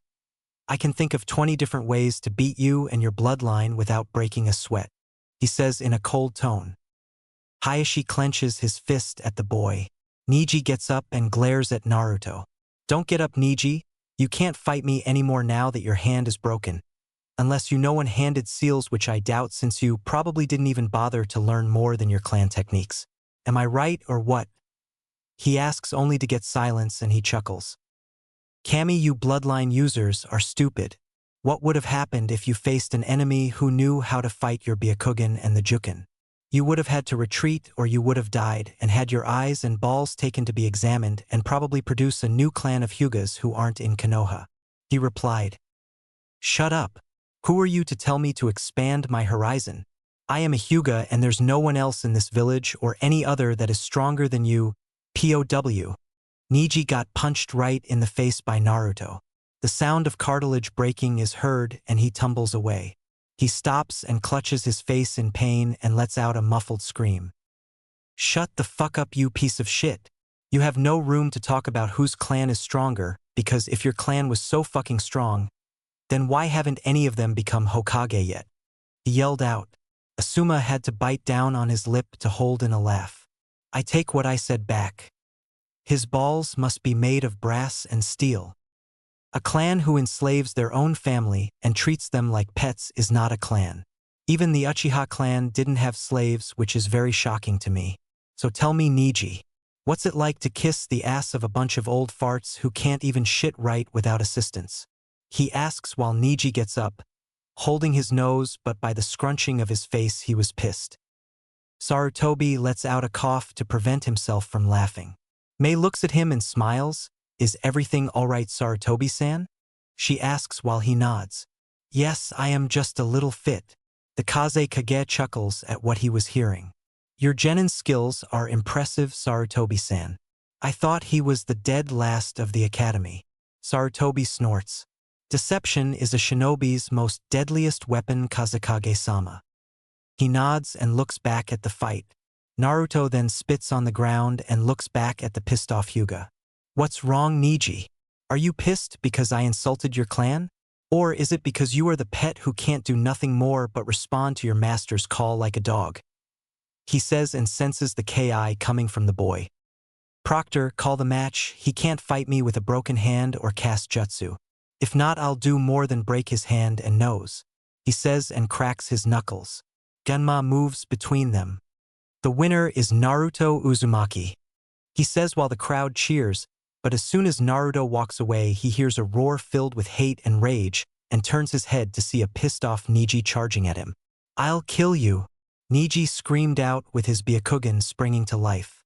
Gemna tried to stop him, but the Hyuga was too quick.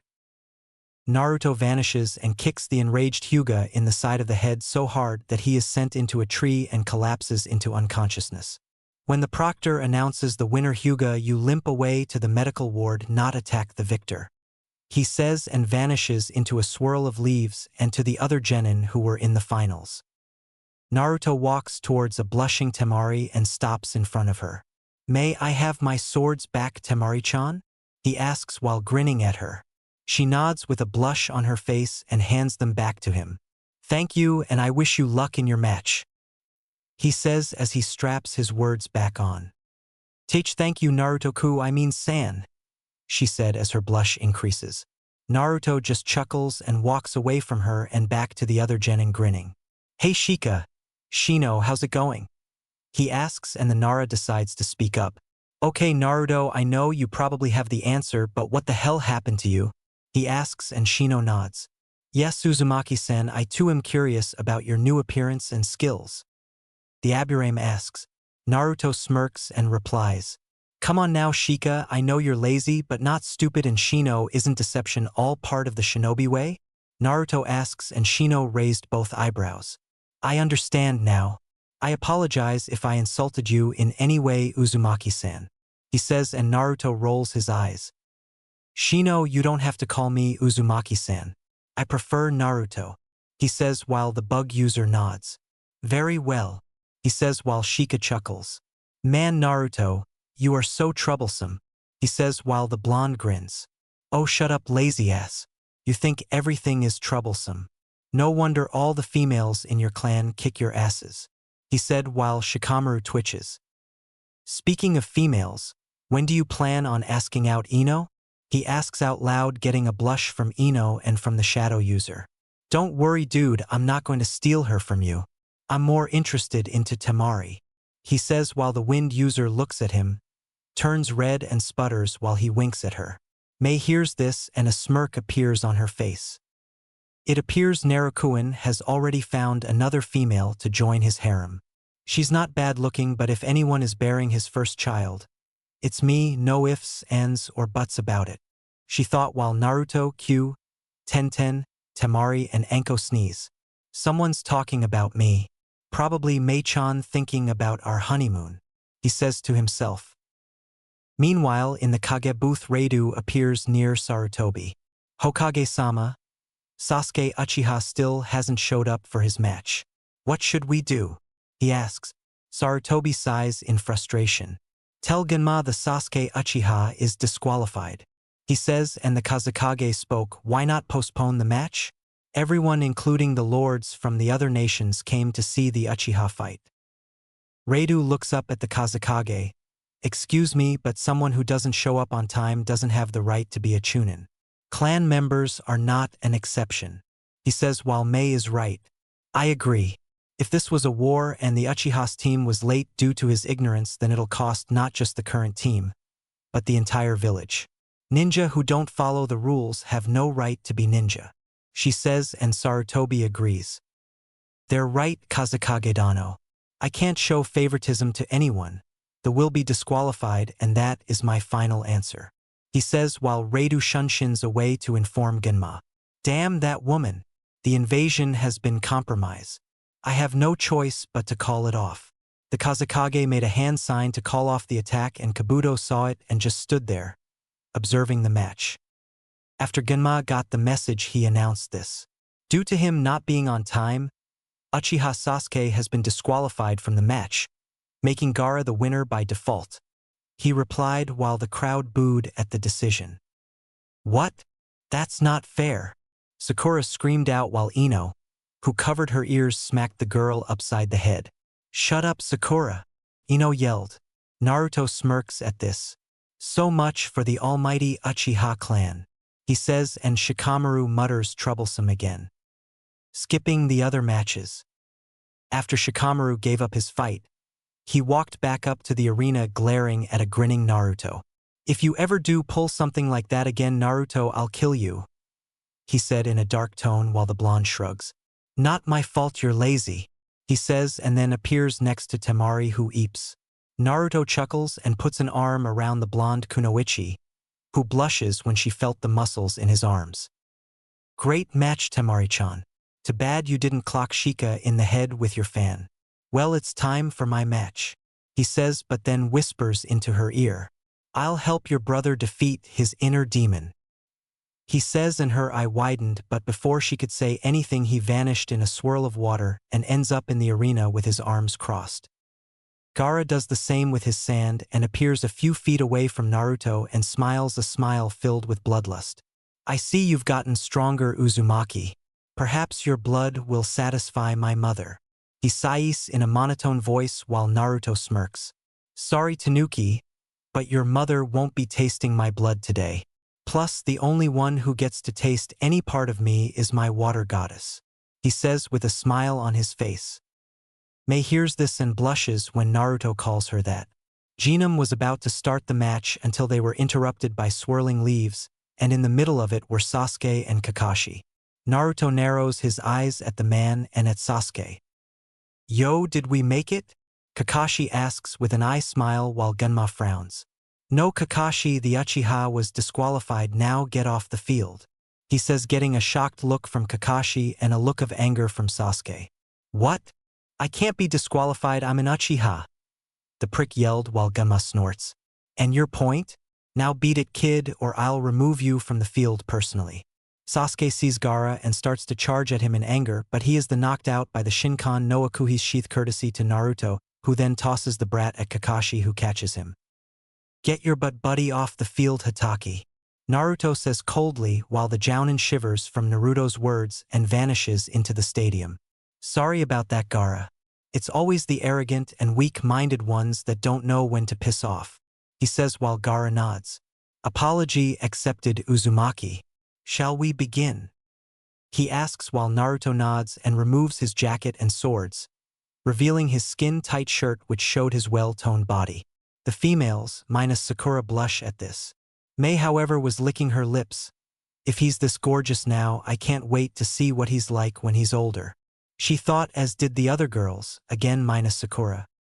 He places Ryukin and Shinkan no Akuhiai on his back and then tosses his jacket to the side, and when it hits the ground, a large crater is created, shocking everyone due to how wide and deep the crater was. Naruto stretches for a while and smirks. Let's get started, Gaara, he says, and flares his chakra, which was a dark blue color. Gaara nods and the cork on his guard pops off and his sand swirls around the sociopath like a snake. Naruto grins and then leaps back when a sand tendril hits the area he was at.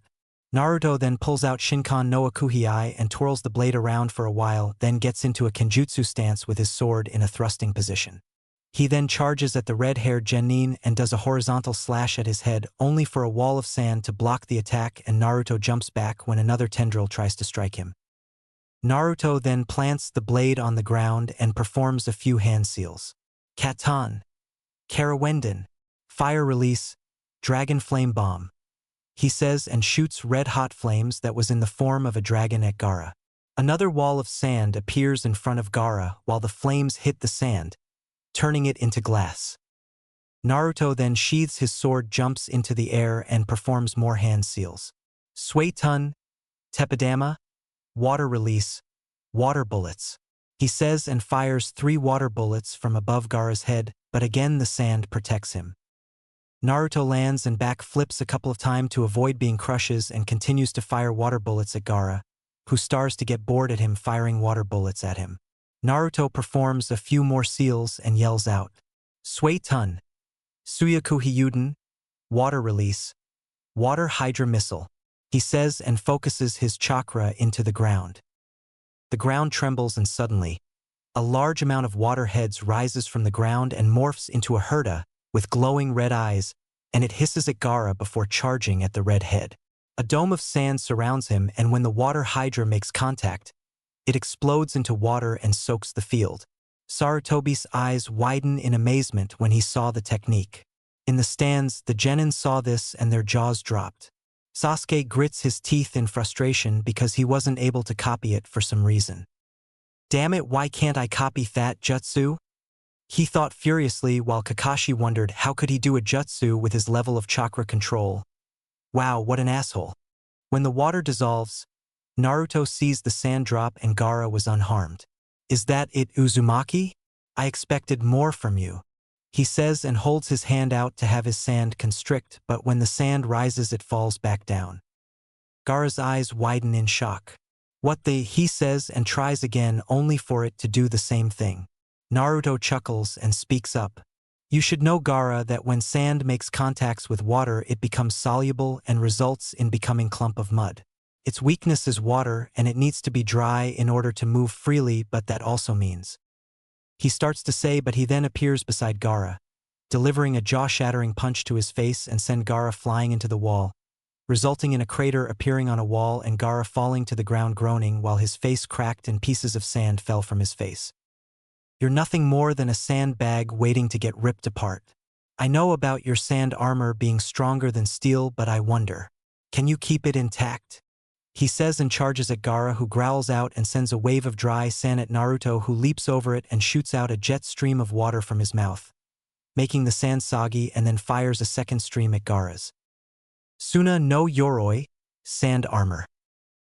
The water makes contact with Gaara's armor, which turns dark brown, and he struggles to sit up because the water made it heavy. Here's another chemistry lesson, Gaara. What do you get when you add wet moldy sand with lightning? He asks as he focuses yellow lightning chakra into both hands and places them on the wet sand. You get a French fried redhead. Right-un. Reiku Nagashi, lightning release. Lightning current. He yells out, and a huge current of electricity spreads throughout the ground. Gaara screamed in pain as Naruto sent the currents to the gourd on his back and electricity coursed through the Suna Jinchuriki's body. The boy fell to the ground, panting with smoke rising out of certain parts of his body. Naruto watches as Gaara starts to get up slowly and glare at Naruto. I will not lose. I will prove my existence, he says, and his chakra spikes while Naruto curses. He then appears in front of Gaara and grabs the Suna Nin by the throat. Sorry, Gaara, but I can't let you endanger the lives of these people, he says, and adds pressure to the redhead's neck, causing Gaara to struggle for air. And he says, and his fingertips on his right hand glow yellow. It's over, Gaara. Gogyo Fuin. He cries out and slams his hand into Gaara's stomach, causing the sand user to cry out in pain and then enter the world of darkness. Chapter 3: Promotion, Family, and Fight. Gaara's unconscious form falls over, but the blonde catches him in his arm. Maybe now you can regain what you lost, Sabaku no Gaara, he says, and sets the Suna down gently. He then lets out a sigh of relief and wipes a bead of sweat from his brow. Man, that was close. I need to work on that Suetun jutsu though. It took too long for me to pull that water from the ground, Naruto says and stretches his arms. Again, everyone was shocked that Naruto beat someone even Lee couldn't beat. Orochimaru was seething at the fact that this boy had ruined his plans. Naruto looks at Genma and speaks up. Well, are you gonna call the match? He asks, and Genma nods. Winner, Naruto Uzumaki, he says while the blonde does a victory sign while grinning. Mei was smiling, as was Sarutobi. Well done, Naruto. Your parents would be proud, he said quietly. That was when the crowd cheered very loudly. Kiba jumped up shouting, Who? All right, Naruto, the Inuzuka cried out. Choji's eyes were wide and Ino's mouth was hanging open. Unbelievable. Naruto just beat Neji and that Gaara guy, she said while Choji nods. Yash, Naruto's flames of youth were amazing, he yells out while Lee was happy yet a little jealous that Naruto had beaten his rival and the kid from Suna. Sasuke was pissed beyond belief that Naruto, the dead last, had beaten someone of Gaara's level, and what frustrated him even more was that he couldn't copy his jutsu. Why couldn't I copy his jutsu? How could the Dobe, the dead last of the academy, get so strong? I should have that power. I need it more than he does. Sasuke rants into his mind while Kakashi wondered who trained Naruto and where he learned that water jutsu from. He'll just ask him and have him teach Sasuke that move. Wow, what a jerk. Sakura thought she was dreaming that the Baka on their team beat that monster. There's no way Naruto's that strong. This has to be a trick, she says to herself. Izumo and Kotetsu were smirking. Damn. First he beats Neji like a rag doll, and then he beats the kid from Suna. The kid has come a long way. He should be promoted to Chunin after this, Izumo says while Kotetsu snorts. Chunin? The kid should be a Tokubetsu Jonin. His strategy and tactics were at least mid-Jounin level, as was his stealth. Hell, he even hinged himself into a Fuma Shuriken and Kawarami'd with a Mizu Bushin. That takes a lot of skill to pull off, Kotetsu said. Naruto was about to walk back to the ring until a white-haired man wearing a kabuki outfit appeared in front of Naruto with a grin on his face. "Yo Gaki, that was one hell of a match," he said while the blonde smirked. "Thanks, sensei," he says while a deadpanned look appears on Jiraiya's face. "Something tells me that this is a once-in-a-lifetime event," he says while Naruto frowns at him. "Yes, it is. You should know why," he says while Jiraiya groans. "Damn it, Gaki, are you still mad at what happened?" he asks with a peeved look on his face. "You bet your perverted books I'm still mad, Ero-senin. You walked in on Mei-chan when she was in her underwear," he yells at his godfather while everyone's sweat drops at this. Mei, however, tilted her hat down to hide the blush on her face while Hiruzen looks at Mei and a smirk appears on his face. "Care to explain, Mizukage Dano?" he whispers. "Shut up, you old monkey," she mumbles while Hiruzen chuckles. "Damn it, Gaki, how many times do I have to tell you that I thought you were in the room?" he yells in his face. "I told you I was in the room on the right side, not left, Gamabaka," he yells back. "I am not a baka, you blonde-haired brat. No, you're a super arrow baka who needs to get his brain checked," Naruto yells back. "What did you say?" he yells. "You heard me, or are you deaf too?" he yells back and they growl at each other. Ino blinks at the scene and then speaks. "Who's he?" she asks and Guy speaks up. "That is Jiraiya, the Gama Sannin who was taught by the Sandaime along with Tsunade-sama and Orochimaru. Jiraiya-sama was also the one who trained the Yondaime Hokage. He may look odd, but he's as strong as a Kage," he says in a serious tone. Sasuke frowns and clenches his fist. "How the hell does the dobe know him?" he snarled while Guy ignored his attitude but answers. "Who knows?" he says. Orochimaru eyes narrow in frustration at the situation. "God damn it, Jiraiya is here too? It's bad enough that the Mizukage is here, but now that fool is here too? Curses.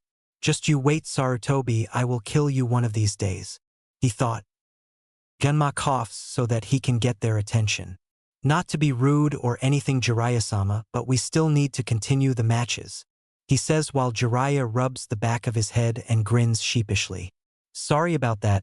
He then picks up Gaara's unconscious form and looks at Naruto. "I'll deal with fixing up the kid's seal," he says and vanishes with the container of Shikaku. Temari had just came down from the stairs and then says, "I forfeit, Proctor. This is one match I know I can't win due to the fact that you beat my brother," she says while Naruto grins. "Oh, come now, Temari-chan. I won't rough you up that much unless you want me to," he says while wiggling his eyebrow while the blonde Kunoichi was blushing and looking at the ground. "You pervert," she mumbles while he snickers at her.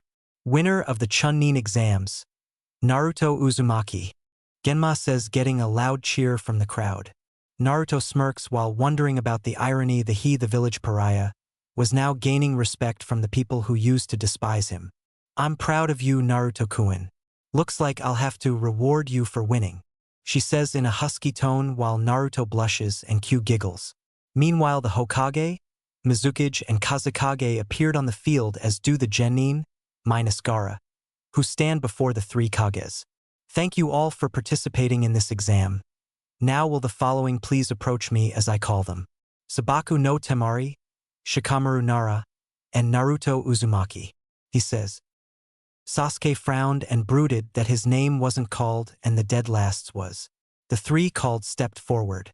Temari had a small smile, Shikamaru had a lazy look, and Naruto had a large grin on his face.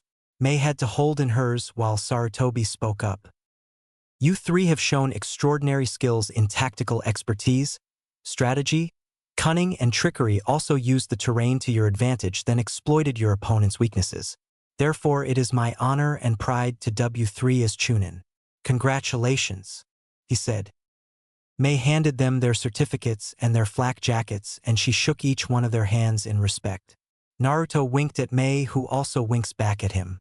"Now to the rest of you, don't give up and try to do better next time. This concludes the Chunin exams. We will see all of you in 2 years," he says. The people who came leave from their seats while Shikamaru groans. "Troublesome. Now I have to do more work," he says while Naruto smirks. It's either that or deal with your mom, and if I remember, she knocked you and your dad out of the house with a frying pan because you left the deer's pen open, he says while the Nara pales. Say, didn't Yoshino-san put you in a coma because you ate one of her pastries? He asks while the Naruto twitches. How should I know? I had amnesia when I woke up from being in it for 2 days, he said while Naruto blinks at him for a while. Dude, it wasn't for 2 days, it was for a week, he says while Shikamaru raises an eyebrow at him. And how would you know? He asks and Naruto snickers. I was there when it happened. I was helping your mom clean deer antlers, he says while the Nara walks away mumbling about blondes being too smart and moms with short fuses. Naruto saw Temari walk up to him and speak. I still can't believe you beat Gaara like that, she said while Naruto smiles at the blonde. You sound like you were worried about me, Temari-chan, he says while she crosses her arms against her chest smirking. Yeah, I was fearing for your life. Anyway, what happened to you? You went from a loudmouth shrimp to a hot blonde, she asks while he rubbed the back of his head.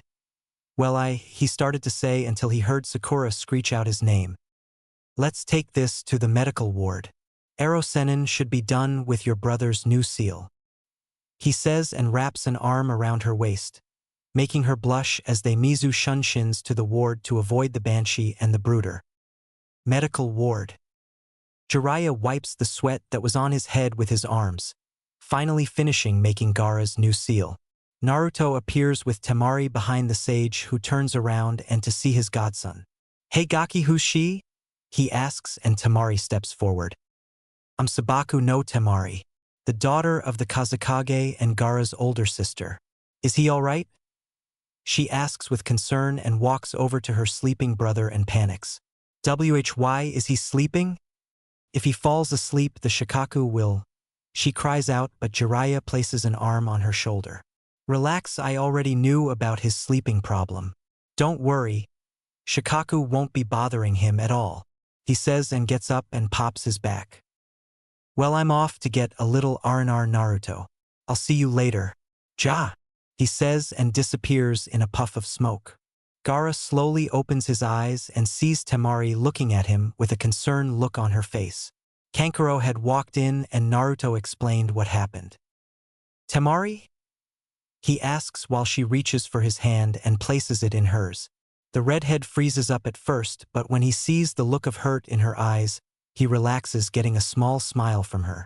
Gaara, I'm glad you're not hurt, she says while Gaara looks around and sees Naruto leaned against the wall. Why didn't you kill me, Uzumaki? I failed to prove my existence. I don't deserve to live, Gaara says while a saddened expression appears on Temari's face. Naruto sighs and gets off the wall. Simple, Gaara. 1. Your life was similar to mine, and 2. I didn't want to break your sister's heart, he replied, making Gaara's eye widen. What do you mean? He asks. I'm a container just like you, Gaara. I know what it's like to live a life of hell, but the only difference was that I gained people who cared for me while you were left alone. Am I right? He asks while Gaara just looks at him. You've suffered your whole life, didn't you? No one to care for you or become your friend. You were declared as a monster and abomination by your own people, weren't you? Gaara's eyes widened even more. I would have ended like you if I hadn't met them.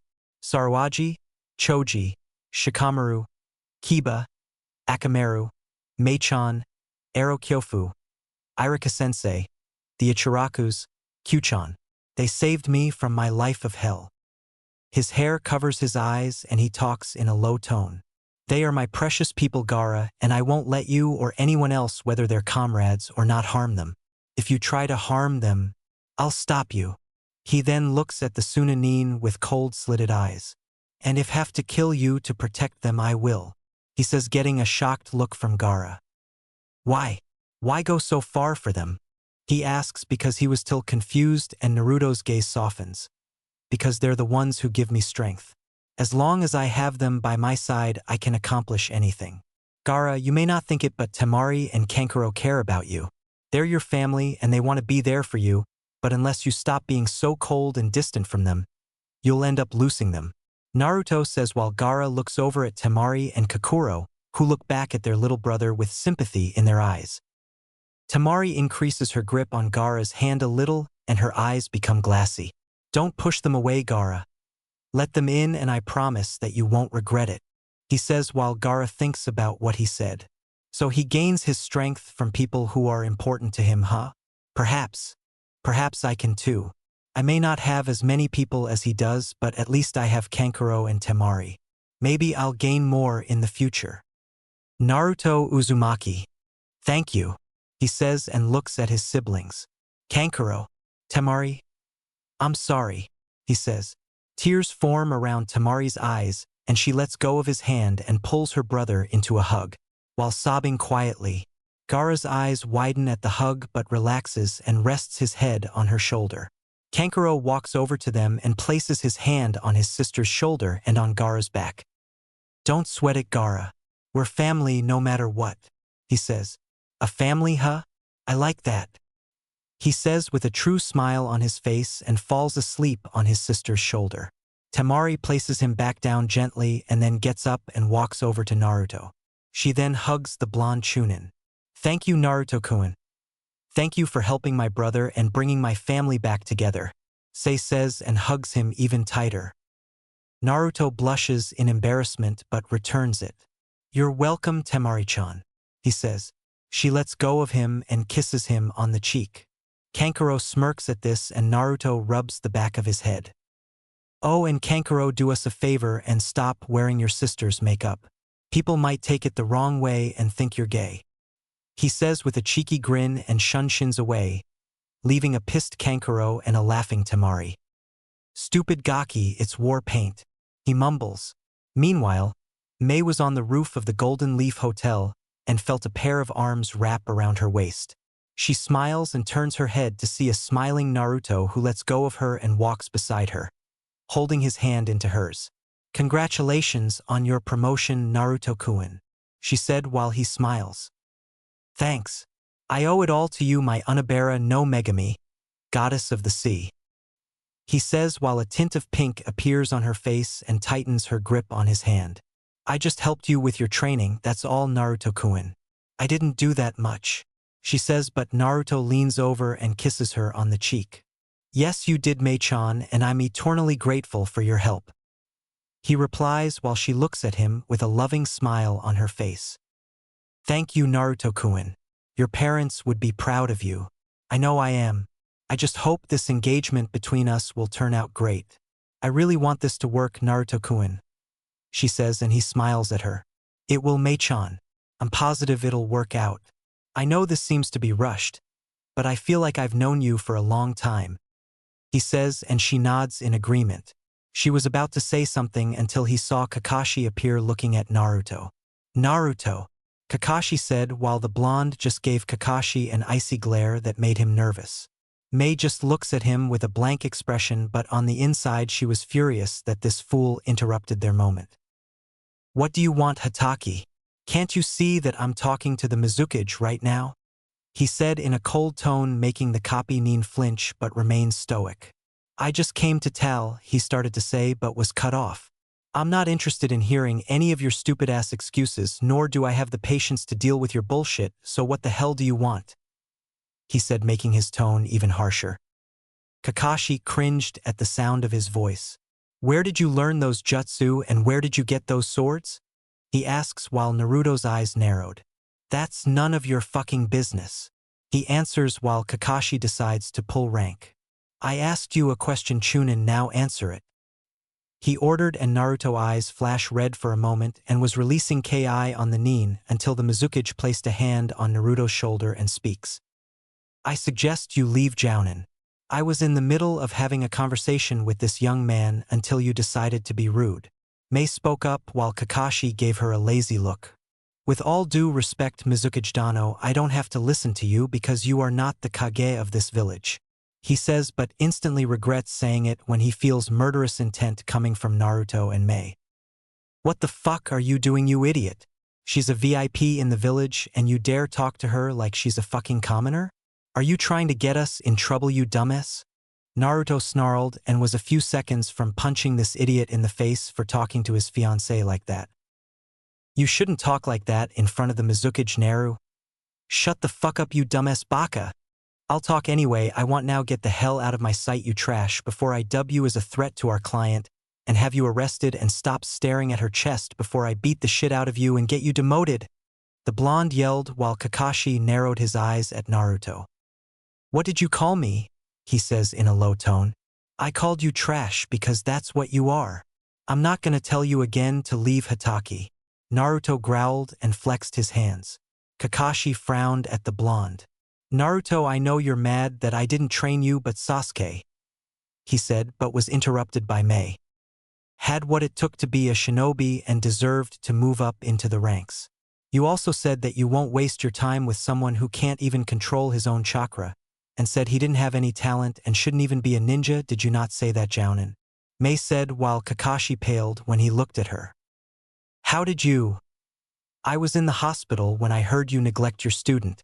You could have given him a scroll or a few books on how to improve his chakra since you were too lazy and stupid to help a subordinate. You know what? I bet you were hoping that the Hyuga would kill him during the finals, she said while the Jounin's eyes widened.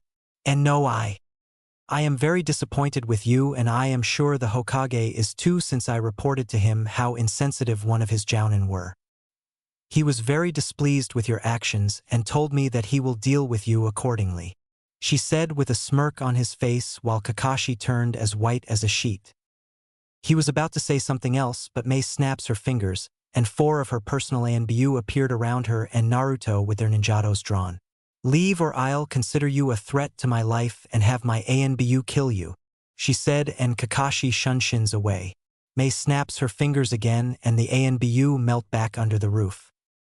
Naruto lets out a frustrating sigh and brushes his hair back. Mei sees this and wraps her arms around him and kisses him on the forehead. Are you okay, Naruto-kun? Mei asks him, but he nods. Yeah, I'll be fine. I was 10 seconds from feeding that baka his own teeth, he says while Mei giggles at him. Can you believe that he was ogling you? I swear the next person who looks at you like that will be getting their eyes ripped out of their head. Only I can look at you like that, he says with a cheeky grin on his face and grabs her hand. Mei couldn't help but blush at what he says and was about to say something until an explosion was heard from the main gate, getting their attention. Mei-chan, you head to the Hokage Tower. I'll go check and see what that explosion was, he says, and she nods. Okay, but be careful, she says, and Naruto nods back and kisses her hand. Naruto shunshins away. Boo, she called out. The 4 previous Kiri ANBU appeared around her. We're heading to the Hokage Tower, she says, getting a nod from her men who follow her to the Hokage Tower. At the main gate, civilians were running away screaming while 3 three-headed snakes were hissing and demolishing buildings with their tails. Some ninja were escorting the civilians while the others tried to hold them off by throwing kunai shuriken and casting jutsu. Orochimaru and Kabuto were watching this from a tree far away. My invasion may have failed, but that doesn't mean I won't leave Konoha without giving them a farewell gift, he said with a sneer on his face. Kabuto tilts his glasses up and speaks. Should we stay and watch how this occurs, Orochimaru-sama? The medical nin asks. A smirk appears on the Hebe's face. As fun as that would be, I have more important matters to attend to. And Kabuto, if you ever get the chance, kill Naruto Uzumaki. That brat has been a pain lately, and I want his head mounted on my wall, he hisses out while Kabuto nods and they vanish. Meanwhile, Naruto had landed on the street and saw one of the 3-headed snakes. Time to let Yamachan out to play, he says and bites his thumb, then rolls up the sleeve on his right arm, revealing the Hydra tattoo. He smears his blood on the tattoo and slams his hands onto the ground. Kuchios no Jutsu. Yamada no Orochi. He cries out, and in a huge puff of smoke, a Hydra with 8 heads and tails, silver-colored scales and a black underbelly, and 4 legs with black claws on them appeared, with her 8 tails swishing around and the 7 heads swaying back and forth. She also had 2 folded black bat-like wings on each of her sides. It was Yamada no Orochi, queen of the reptile clan and divine beast of the dragon clan. Her landform is the form of a dragon. Naruto was on the middle head while the snakes stopped causing destruction and looked up, only to tremble in fear at who they saw. Some of the ninja saw the new summon and started to sweat bullets. "Oh no, not another one," one Jounin called out, but the other one was wondering. "Why isn't the snake attacking? What's it waiting for?" The second one asks. "Hey, isn't that Uzumaki on that snake?" The third Jounin asks while the others squint his eyes. "It is. But why would he summon a snake?" The first one asks. "That's not a snake," said a deep voice. They turned around to see the Sandame in his battle uniform. "Sandame-sama, if that isn't a snake then what is it?" he asks while Sarutobi looks at him. "That is Yamada no Orochi, the Hachibi no Akuhei and ruler of the divine reptiles," he says while their eyes widen. "She's a bijou?" The Anbu with a lion mask asks. "Yes, but she's a divine beast," he replies while their eyes widen. "I wonder how he got that contract? Probably from Mei," he says quietly. Meanwhile, one of Orochi's heads looks at Naruto. "Hello, Naruto-kun. I didn't expect to have you summon me so soon," Shiroi says while Naruto looks at her with a small grin. "Hey Shiroi-chan, I thought you'd like to get reacquainted with some old friends," he says pointing to the three snakes. Another of her heads look at the quivering forms of the snakes and an evil grin appears on her face. Well, well, well, if it isn't the triplets. I'm gonna enjoy hearing you vile worms scream." Her 7 heads let out a might roar, making the earth beneath them shake. She then walks towards the trembling snakes and then she spreads her large wings and takes off into the sky. "Whoa!" Naruto cries out and adds chakra to his feet to stop himself from falling. "Sorry, Naruto-kun," she says while he lets out a sigh of relief. "Don't worry, I'm fine. I didn't know you had 2 forms, Shiroi-chan," Naruto says and she smiles. "Yes, I have 2 forms. The one you saw in my realm was my water form. This is my land form," she says while Naruto nods. "Cool. But I think your human form is way better," he says while a tint of pink appears on her face. "We can flirt later, fox boy, but now we have some bugs to exterminate," she says getting a nod from the blonde. "Hey Naruto, get ready to perform a wind jutsu," she said, and one of the heads opens its mouth and a ball of red fire appears swirling around. Naruto nods and performs a few seals and sucks in air. Futon, Mugen Daitupa, infinite great breakthrough. He then unleashes a huge gust of wind at the 3 snakes while Shiroi's head shoots out a powerful red flame. Katan, Akuhei Enku, Hydra Flame. Yujitsu, High Note Bufu, Fusion Jutsu, Firestorm. The fire combines with the wind, creating a huge fire that moves towards the snakes at high speed and the attack hits.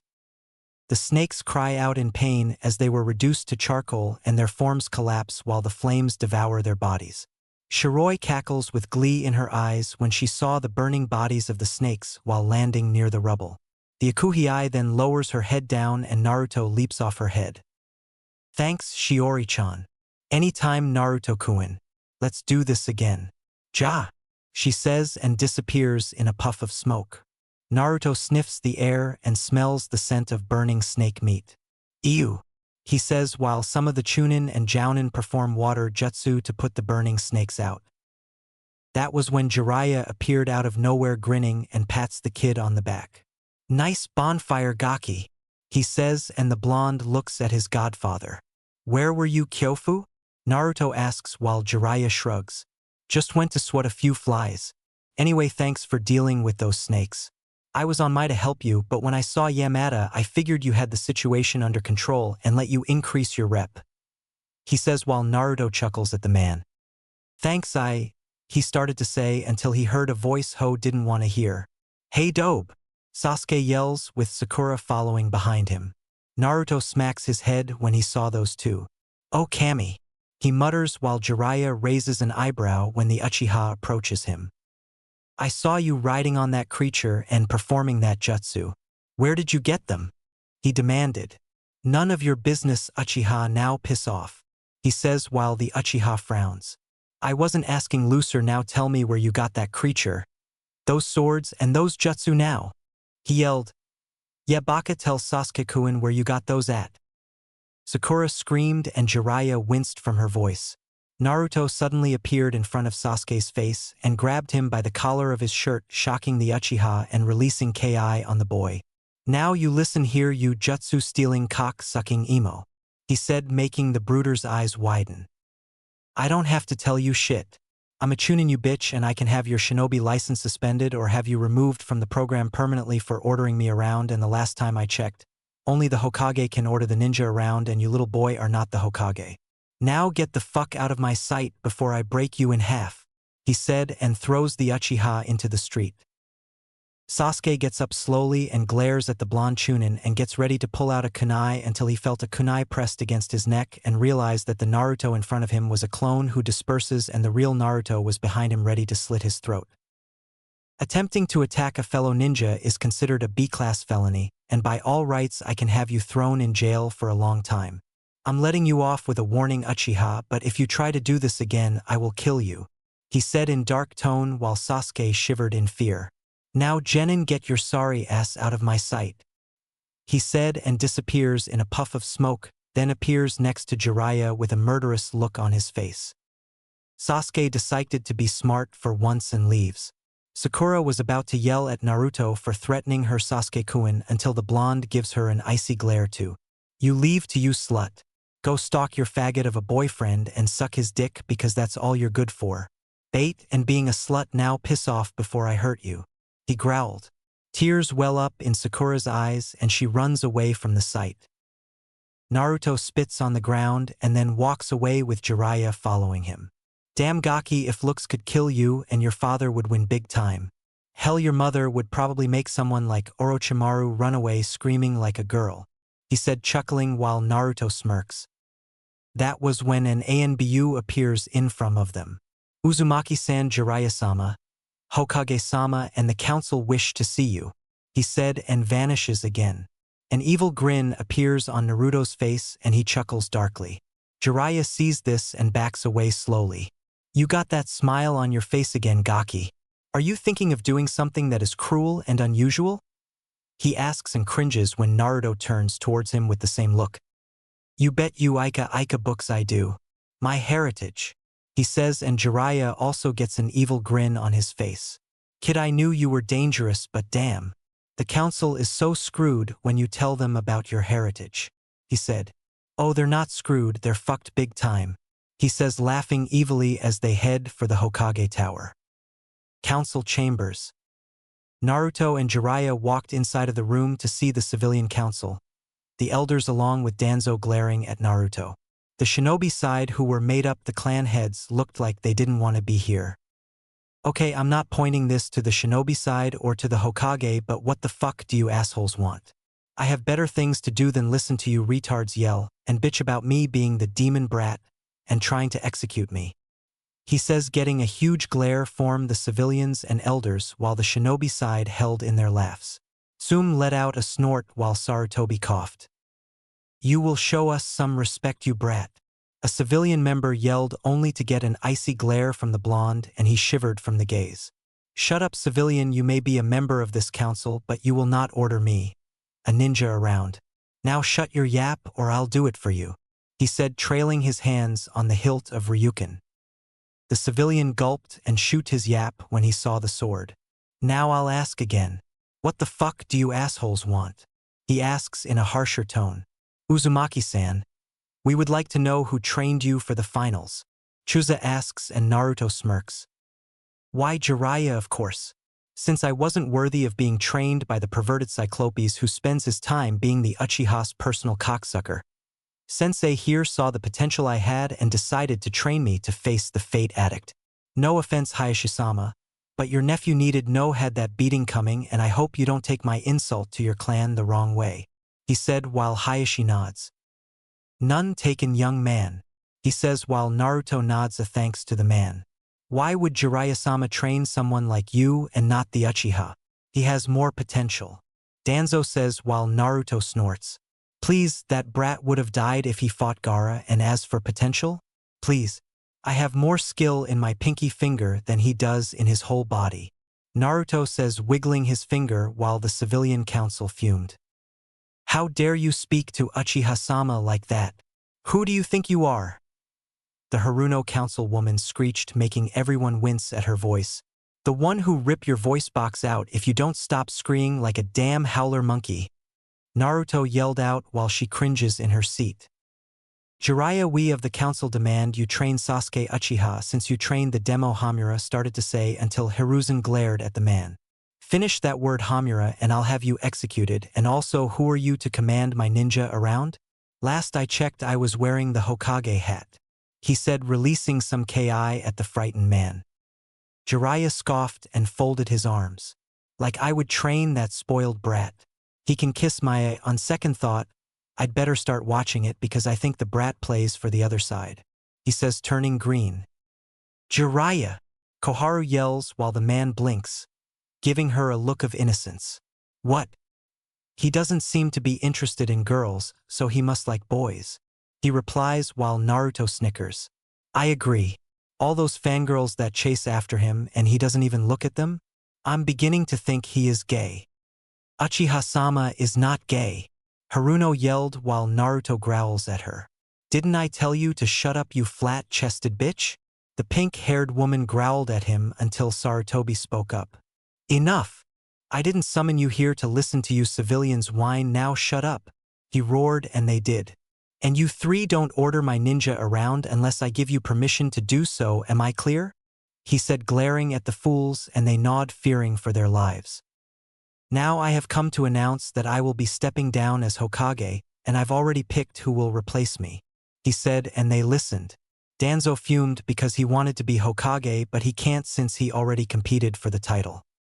It better not be me, sensei. I have better things to do than be a paper pusher and listen to people fight like 5-year-olds. Jiraiya said, digging into his ear with his pinky finger, while civilians and elders fumed at him, while the shinobi side snickered. Hiruzen chuckles and says, No, Jiraiya, it's not you, it's my other student, Tsunade Senju.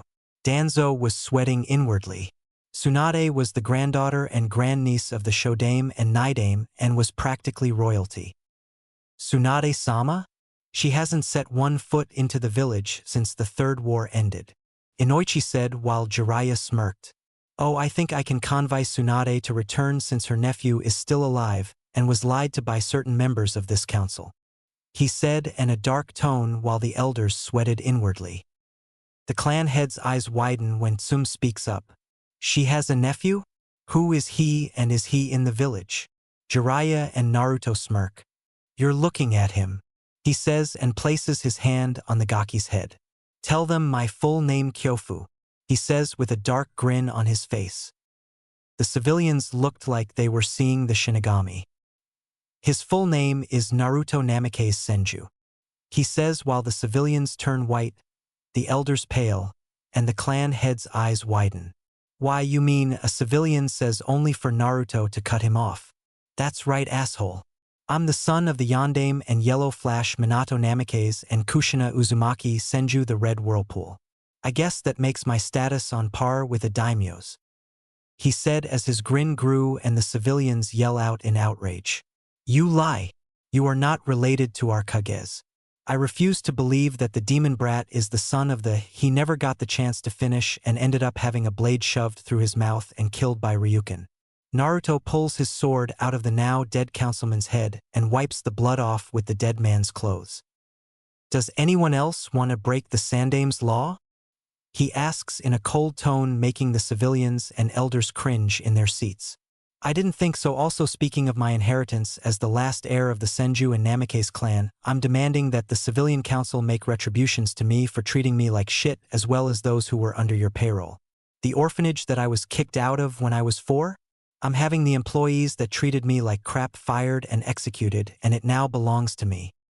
The same with those who kicked me out of stores, restaurants, and other markets will have their things confiscated and given to me, and the same goes with the businesses that I own under my father's name. And also the academy teachers who tried to neglect my training.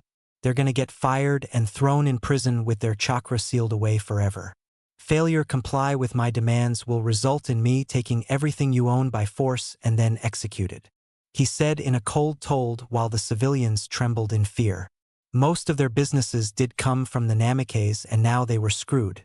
If you think my demands were merciful, just wait until Tsunade Obasan gets back here. I now own you bastards, and if you even think about stepping out of line, I'll kill you. He replied while Haruno frowned at the blonde. Also, why was it that my fiancé was lied to about my death? Koharu Hamura. Danzo? Naruto asks, giving the old fossils an icy cold glare. Said elders were sweating inwardly. What are you talking about?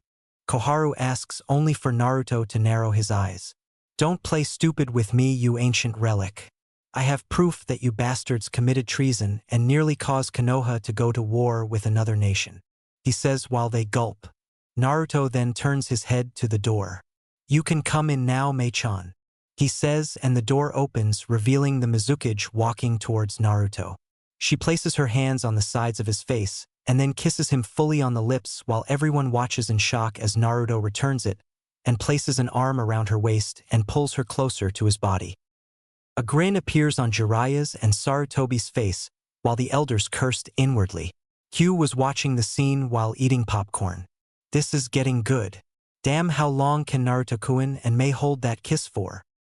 She thought as they kept at it. Meanwhile, Mei and Naruto ended the kiss and smiled at her. Did you miss me, Mei-chan? Naruto asks while she smiled back. I sure did, Naruto-kun, she says in a seductive tone. He looks at everyone while keeping his arm around her waist. Everyone, this is my fiancé, Mei Terumi the Godame Mizukage, or should I say Mei Terumi Namikaze, he says. Danzo was now livid. Damn it. Now Hiruzen knows that I sent my root members to her. He thought while Sarutobi smirked at the war hawk. That's right, you fool. You can hide your drones from me, but I can now remove your 2 pawns. If you try anything, I will have you killed. The god of shinobi thought as he saw the look of fear in Danzo's face. Now that Naruto's inheritance has been revealed, he'll be receiving everything from both the Namikaze and Senju clan estates. Not only that, but everything that he has demanded from certain members on this council will be given to him, and if you fail to do so, I'll have you removed from the council, your possessions taken by force, and your families living on the streets, he said with a stern look on his face. Naruto and Mei grin at the civilians who were gulping in fear.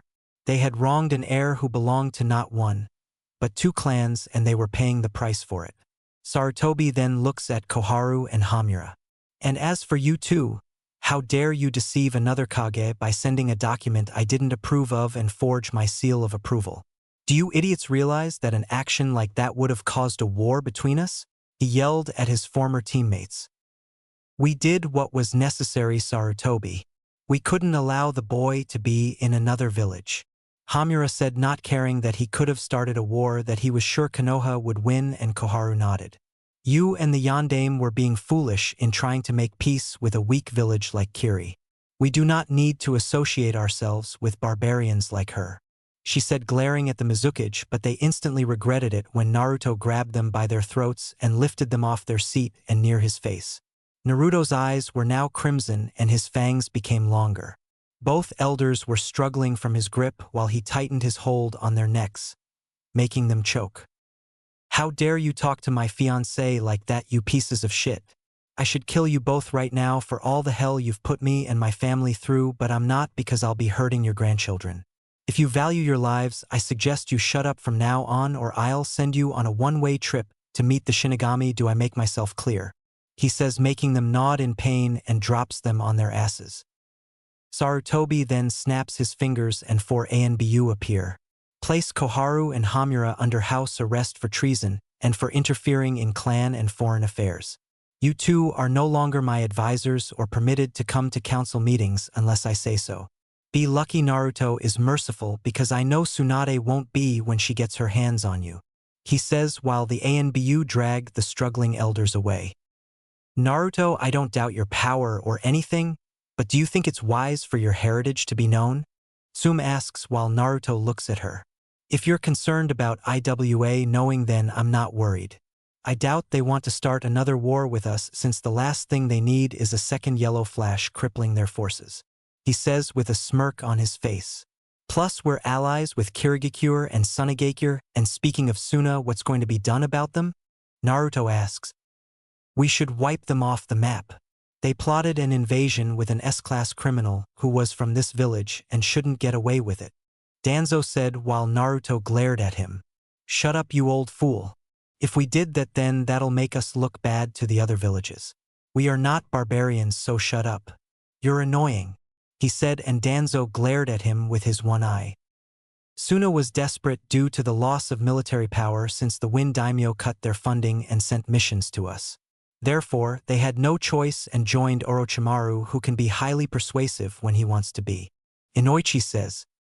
So to prove that they are still our allies, Suna is offering the former Kazekage's daughter, Tamari, in a political marriage to a shinobi of our choosing. The Yamanaka finished. She should be given to the Uchiha. She is strong and will bear him powerful children. Haruno said, with the civilians agreeing. You have no say in the matter, civilian.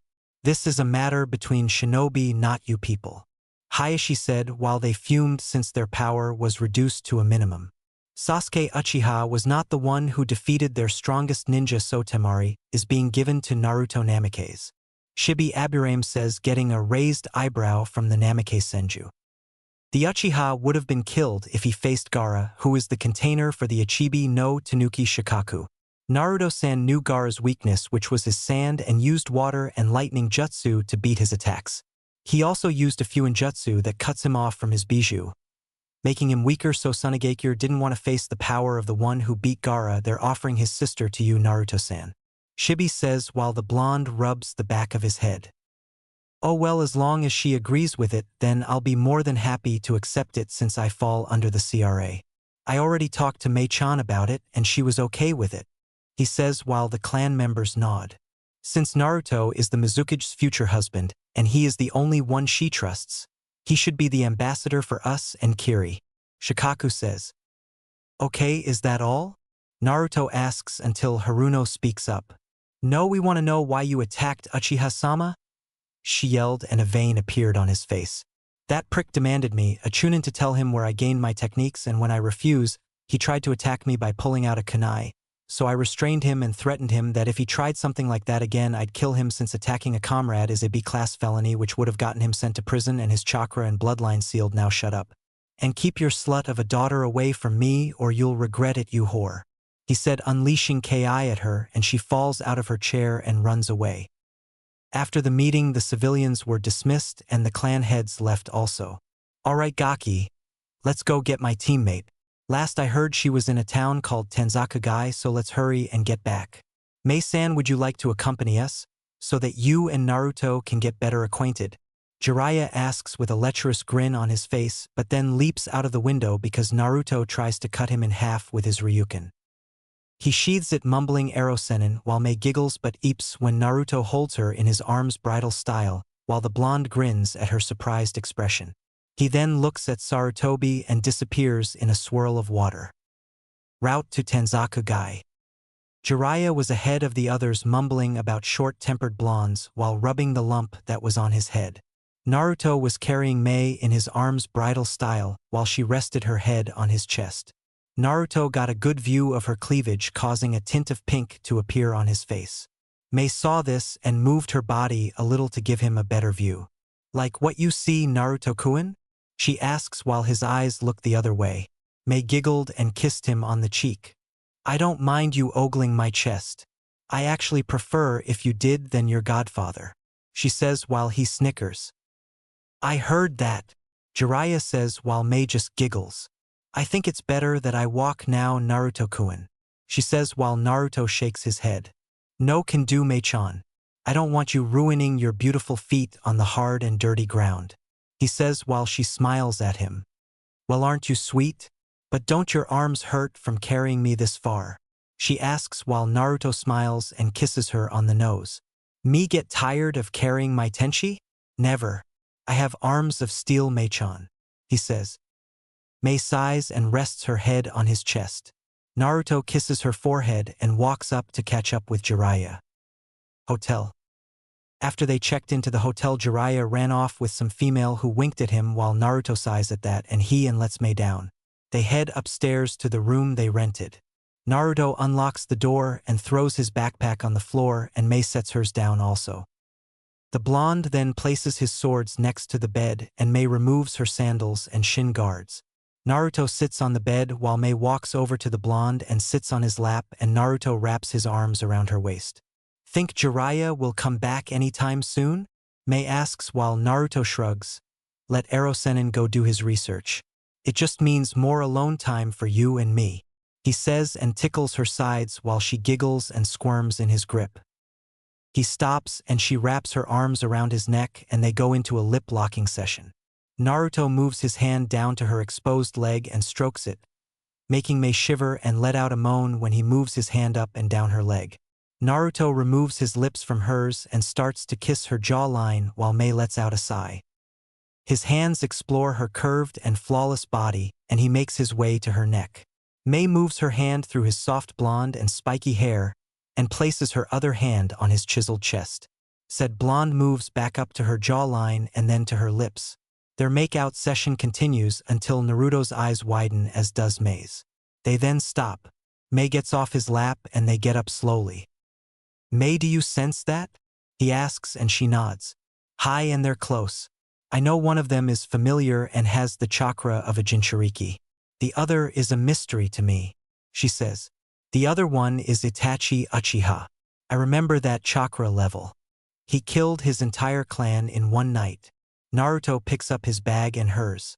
Mei places his swords on her back and puts her sandals and shin guards back on. They then slowly move towards the window and Naruto carefully opens it. A knock was heard and the blonde curses. Mei-chan, come on. He whispers, she nods and looks out the window. She then sees a platform and steps out on it. Naruto then does the same and then closes the window. Outside in the hall were two figures wearing a black cloak with red clouds. One was taller than the other. He was blue and wore a mist headband with a scratched symbol on it. He also had what seemed to be gills on the sides of his cheeks and on his back was a man-sized sword that was wrapped up in bandages. He was Kisame Hashigaki.